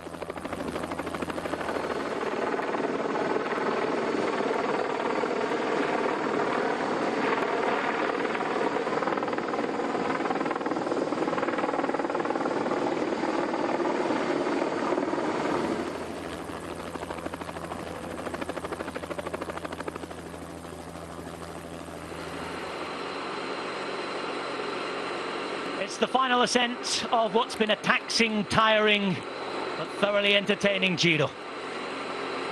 Those challenging for the general classification are right at the front. Theo Gegenhardt from East London is on the radio. His teammate Rowan Dennis is riding. In the white jersey, Jai Hindley, the virtual leader of the Giro d'Italia.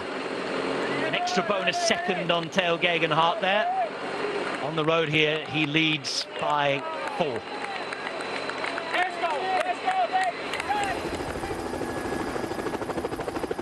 And what is coming through down the radio, Brian? What is being said by Sunweb?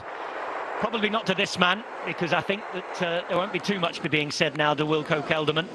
What is being talked about with regards to Jai Hindley?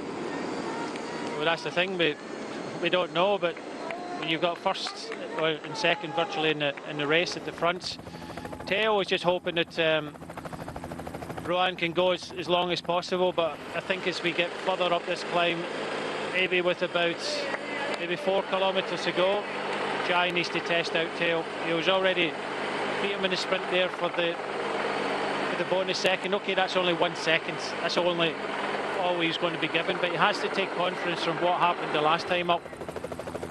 I don't think Theo wants a boxing match on this climb.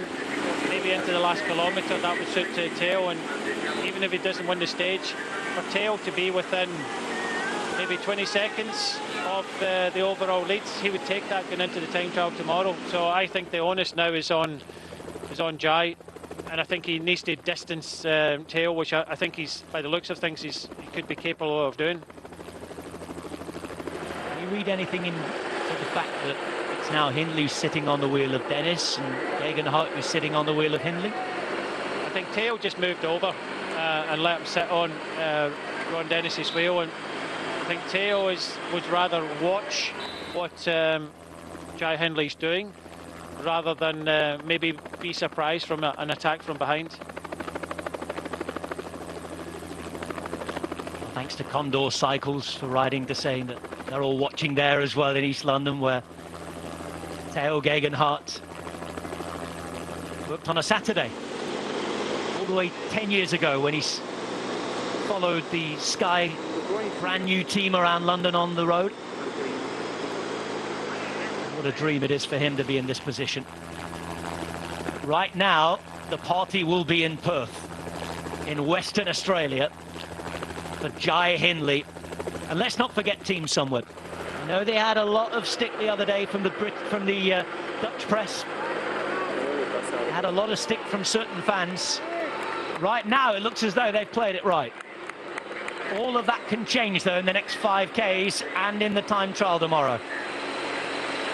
Does Hindley have it in him to attack? And look at this man, still smiling, still hanging on. Peter said he's dreaming of a first ever professional win. He's worked so long, a decade in the service of others. He's 31 now, the man from Alter in Belgium. But surely, if one of the stars takes off, he won't have it to follow them. 1.5 minutes. So either that group's getting slightly quicker, or they're slowing down in the front group. It was 1:45.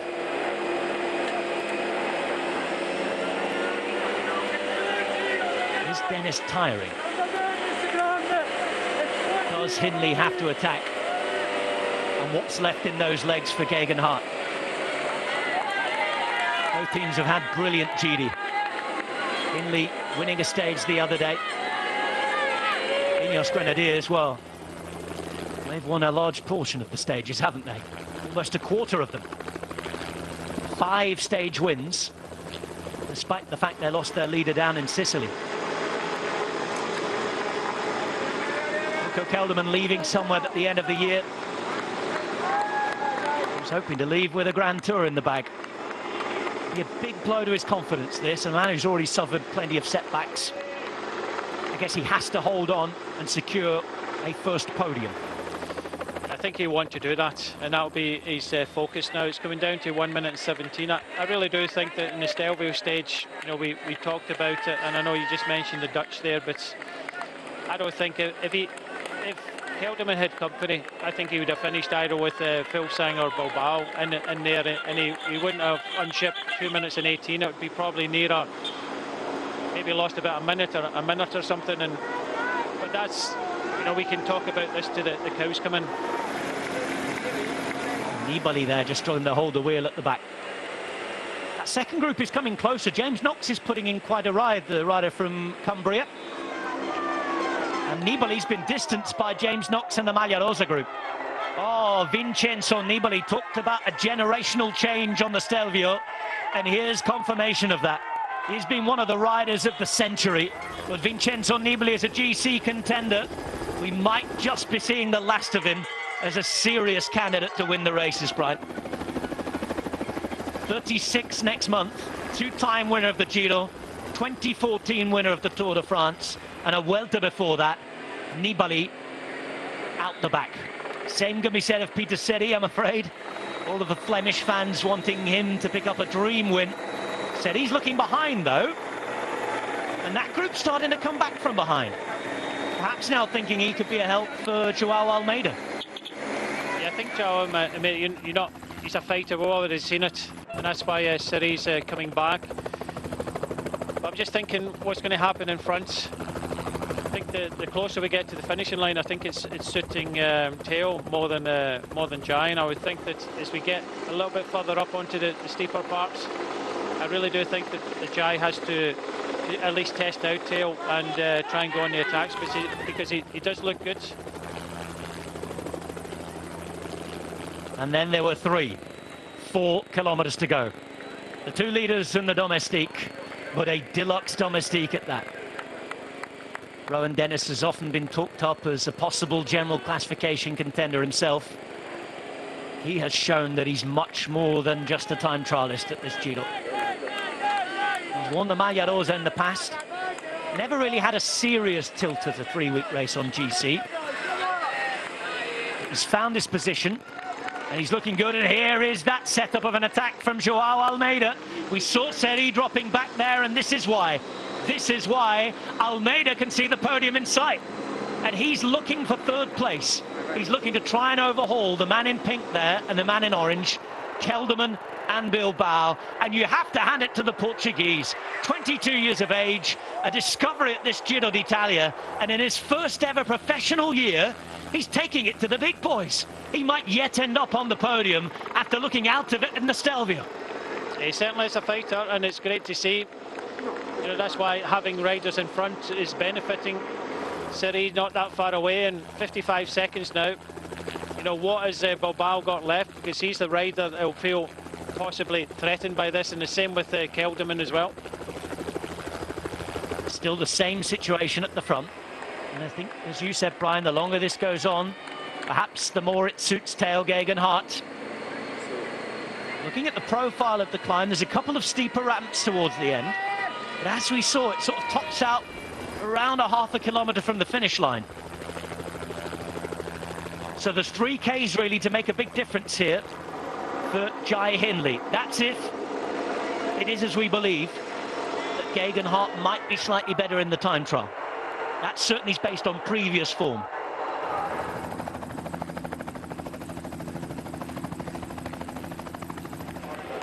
And there goes Jai Hindley. 3.5 kilometres to go, and the Australian attacks. The fight is on. The first reaction from Theo Geoghegan-Hart is a good one. We wondered when he had to do this. Brian, you thought the moment was coming, and here it was. But look at Dennis. Look at Dennis. What a reaction. Dennis is not going anywhere. I tell you what, he's come straight to the front. That couldn't have been a full-blown effort there from Jai Hindley. I just think he's caught between 2 minds there. It was an effort, but it wasn't a huge effort. If Rowan Dennis could come back as soon as that, he needs to attack with a little bit more gusto and really test out Theo Geoghegan-Hart, because Theo was up for this. I was thinking that maybe he was struggling a little bit, but Theo looks as if he's actually coming back into this now. Tell you who's coming back, look at this. Peter Sestriere. What a teammate this man is. I mentioned he's never had a personal win. He's a really talented, gifted rider. But Peter Sestriere is dragging Joao Almeida back and potentially up towards the podium. Between today and tomorrow, there's certainly a chance. Almeida taking, what is it, around 30 seconds almost on the Maglia Rosa. Yeah, he started today at 2 minutes and 16. It's going to be very hard for him, but he's going to give it everything he can. The time trial tomorrow as well, so he's going to fight, even if he takes the position of Bilbao, because Bilbao is 57 seconds ahead of him, so he could be moving up. Bilbao's the man in the orange here. Bilbao's the man in the orange from Bahrain McLaren, Spanish rider, Spanish national time trial champion. That's 3 kilometres to go for these guys. About 300 metres behind the front of the race, so they'll be able to see them up the road. Rob, it was 1 minute and 36 seconds at the bottom of the climb. 1 minute and 36, wow. Only 46 seconds now. So a lot of these riders, and I think Kelderman has ridden it fairly smartly. He knew he was suffering, and the factor is in, Jai goes again. And again, second attack. Now, what's the reaction this time? It's Geoghegan-Hart who's sharp onto his wheel. Jai Hindley doing what he has to do, and that's go. He's still going. This is a bigger dig. The dig, you would feel, but so far he's not been able to get rid of his contender. The virtual Maglia Rosa is wearing the white there, but this could all change again on the line with the bonus seconds. 10, 6 and 4 up for grabs, and a time trial tomorrow. This could be the closest Giro in history at the end. Yeah, absolutely amazing, and he needs to keep going. Jai needs to keep going. He needs to try and break Theo Geoghegan-Hart, and Theo, he looks okay. The longer this goes on, Theo just has to kind of follow at this moment. I think he would be happy to take this to the time trial and potentially win the stage, take the bonus, and actually go into the pink jersey. Well, they've ridden up and mounted together twice at this Giro. As a third dig now comes in from Jai Hindley, 2 kilometres to the line. That's 1.5 kilometres still to climb. Has he left it too late? Has he left it too late? That's the question. Geoghegan-Hart has reacted both times. Dennis, of course, reacted the first. And is there going to be a counterpunch? That's certainly entertaining the Tifosi. 1,900 metres to the line. It's the final road stage of this Giro d'Italia, with a time trial still to come. On the road at the moment, there's only 4 seconds between them. The fact that Theo's doing this, he's at his limit at the moment, and Jai has to understand that. That was the perfect time to try and go over the top if he got the legs. So, like we said, right from the start, the 2 best climbers in the race going to battle toe-to-toe with each other in the ring. Another little dig there. Plenty of left hooks so far. No big swings from the right hand and knock the other out. 59 seconds to Almeida. With those attacks, he's drifted back a little bit. His gap, the gap he's looking at, is the one to the Maglia Rosa, which is 25 seconds.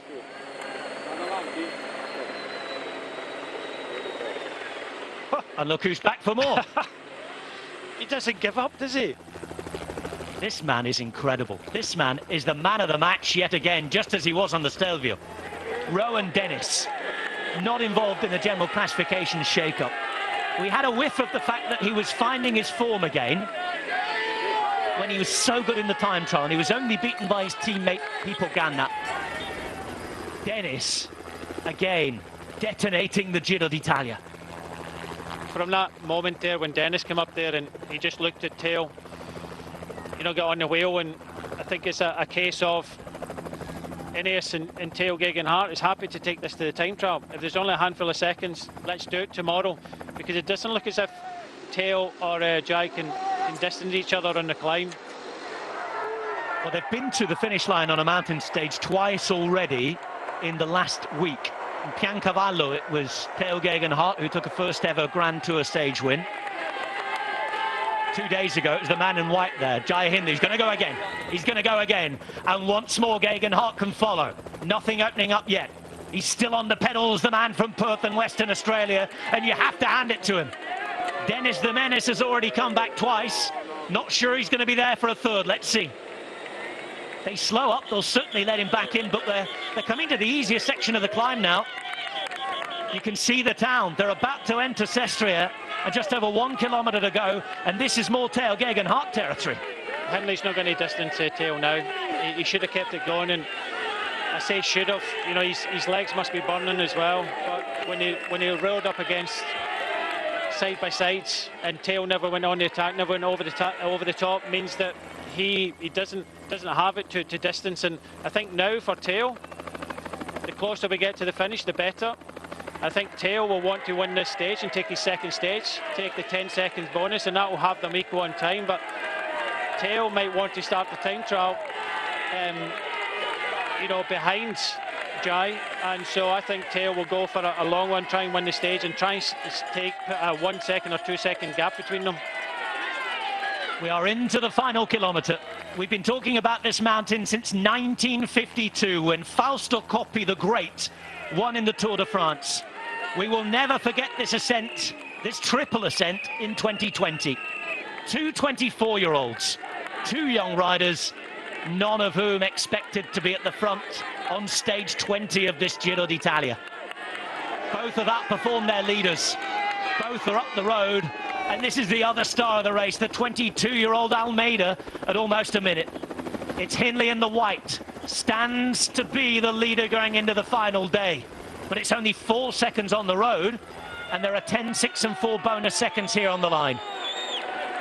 Either can take the Maglia Rosa today. Theo Geoghegan-Hart, Jai Hindley, with 500 metres and then a time trial to separate them. Whatever happens now to the line, it's going to go down to the last day in Milan. This Giro d'Italia has been quite magnificent. It's the most beautiful race in the world in the best setting, but this year the entertainment has also been enthralling. The Ineos Grenadiers since out of it when Geraint Thomas had to go home in Sicily. They went stage hunting and picked up 5 of them. Geraint Thomas is at home. Geoghegan-Hart is looking for number 6. It's Hindley at the front, and remember, the bonus seconds could be the difference between winning and losing the Giro d'Italia tomorrow. 10 bonus seconds for the winner, 6 for second place. Whatever happens, it's a second stage win for one of these guys. Jai Hindley has attacked 18 times in the last 3 kilometres, and he's not been able to get rid of the British rider. It's the Aussie in the white, the Brit in the blue, and here goes Geoghegan-Hart. Geoghegan-Hart to the line. Hindley trying to react, but it's Geoghegan-Hart opening it up. Theo Geoghegan-Hart going to the line. It's going to be another stage win, is it? As Geoghegan-Hart is there, still there. It's 6 up for the Ineos Grenadiers, and Theo Geoghegan-Hart is in pole position to win the Giro d'Italia. Geoghegan-Hart and Hindley, Sunweb and Kelderman losing the Maglia Rosa. Dramatic as ever, and Sestriere has put on another great show, and this, as he applauds yet again, is the man of the match. Rowan Dennis, what a selfless performance. We know we've also got a Portuguese rider whose last name means warrior. Ruben Guerreiro is going to take the blue jersey. but it's the other Portuguese Almeida who wore this top for 15 days, who's not going to give up without a fight.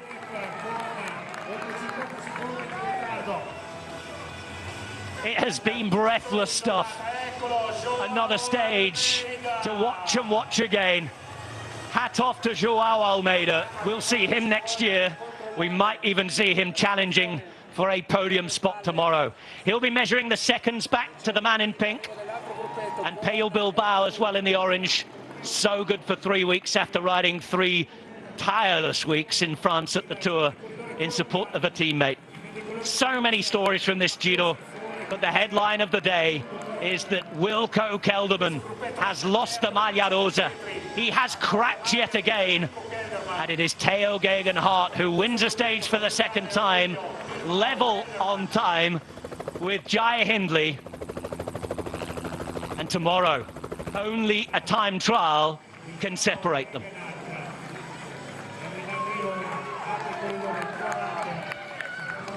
Vincenzo Nibali seen a Giro too.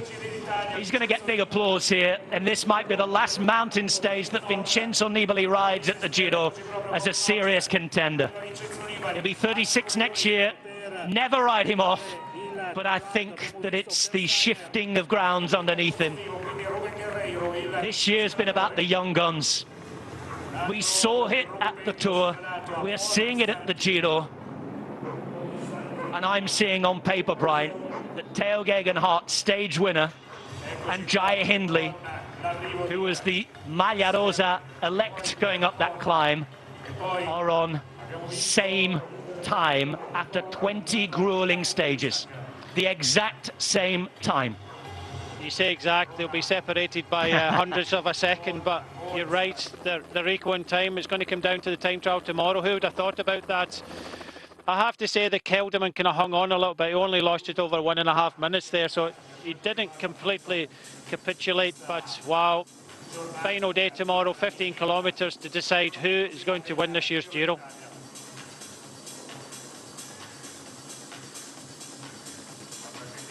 Hindley did have a bit of a second wind in that sprint, didn't he? He made sure there was no splits on the line. Question is, who's going to be wearing the pink jersey in the time trial tomorrow? We wait to find out. We know, courtesy of those bonus seconds, that Tao Geoghegan Hart has pulled back before he trailed Jai Hindley by with a stage win. Heart-stopping finale. And in Milan, we're ready for more.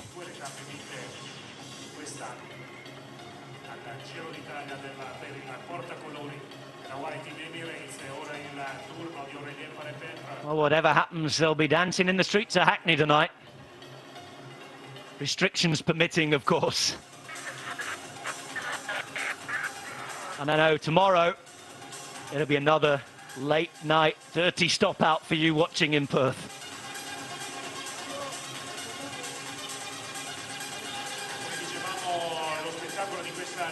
And what is the difference? Who is the leader? Calculators at the ready.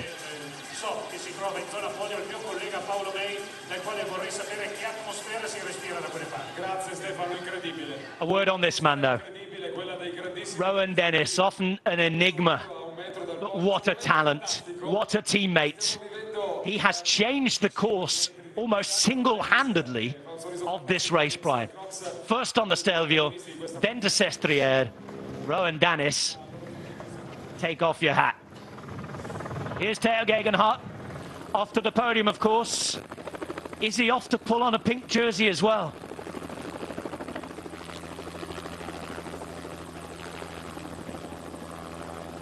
We're talking tenths of a second. Tao Geoghegan Hart wins stage 20 of the Giro d'Italia in Sestriere. It's his second mountain stage win, and yet again, he was up against Jai Hindley in the sprint. Rowan Dennis finishes third at 25 seconds. Joao Almeida with so much courage. And Andrea Vendrame, what a ride from him. Sprinter in the breakaway, hanging on for 5th place. Nibali outside the top 10. Pastor Masnada with another big ride in the top 20. The mighty mountains have come and gone. 1 day against the clock on the flat roads of the Lombardian capital await. This was the breathless finish yet again.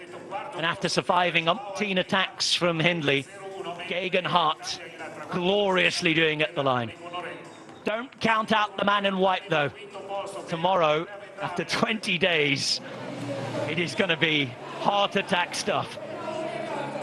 By the looks of things and the difference of the, as you say, the tenths of a second, it does look as if Jai Hindley is in pink. And that could well be important tomorrow, because not only do you get the thrill of pulling on the Maglia Rosa tonight, the fact that you're the leader, you also get to start last in the time trial and control those differences. We will wait for confirmation of that. Flip side of that, the loser gets to go away and gets to use a tail and gets the rest quicker. But does he? Because Teo Geoghegan Hart's won the stage. He's still going to have to do a press conference. He's still going to have to go on the podium. But normally that would be the drill. So many different strands have come together. And going down, and the closest Giro d'Italia in history. The final day, they are tied on time. And I think Rowan Dennis will wish he could ride the time trial for Teo Geoghegan Hart tomorrow. Great performance from Andrea Vendrame, by the way. Hanging on in that group behind with Pale Bilbao and a heartbroken pink jersey. Well, he's only 132 down in the general classification, so still close for Kelderman. He's not going to make that up tomorrow. Bilbao still in 4th place, 251, and Almeida still stays in 5th at 314. What a battle he's put up at 132 for Kelderman. In the general classification, he lost 2 minutes and 18 on Stelvio on his own. When you consider that Bilbao and Fuglsang never lost that much at the time from the top. A lot of ifs and buts, but it's a big call. Big calls all over the shop. Tusveld and Jai Hindley is the new leader of the Giro d'Italia. Sunweb keep the jersey. They've one more day to get through, and Teo Geoghegan Hart is the closest challenger. The top two on the same time with one time trial to go.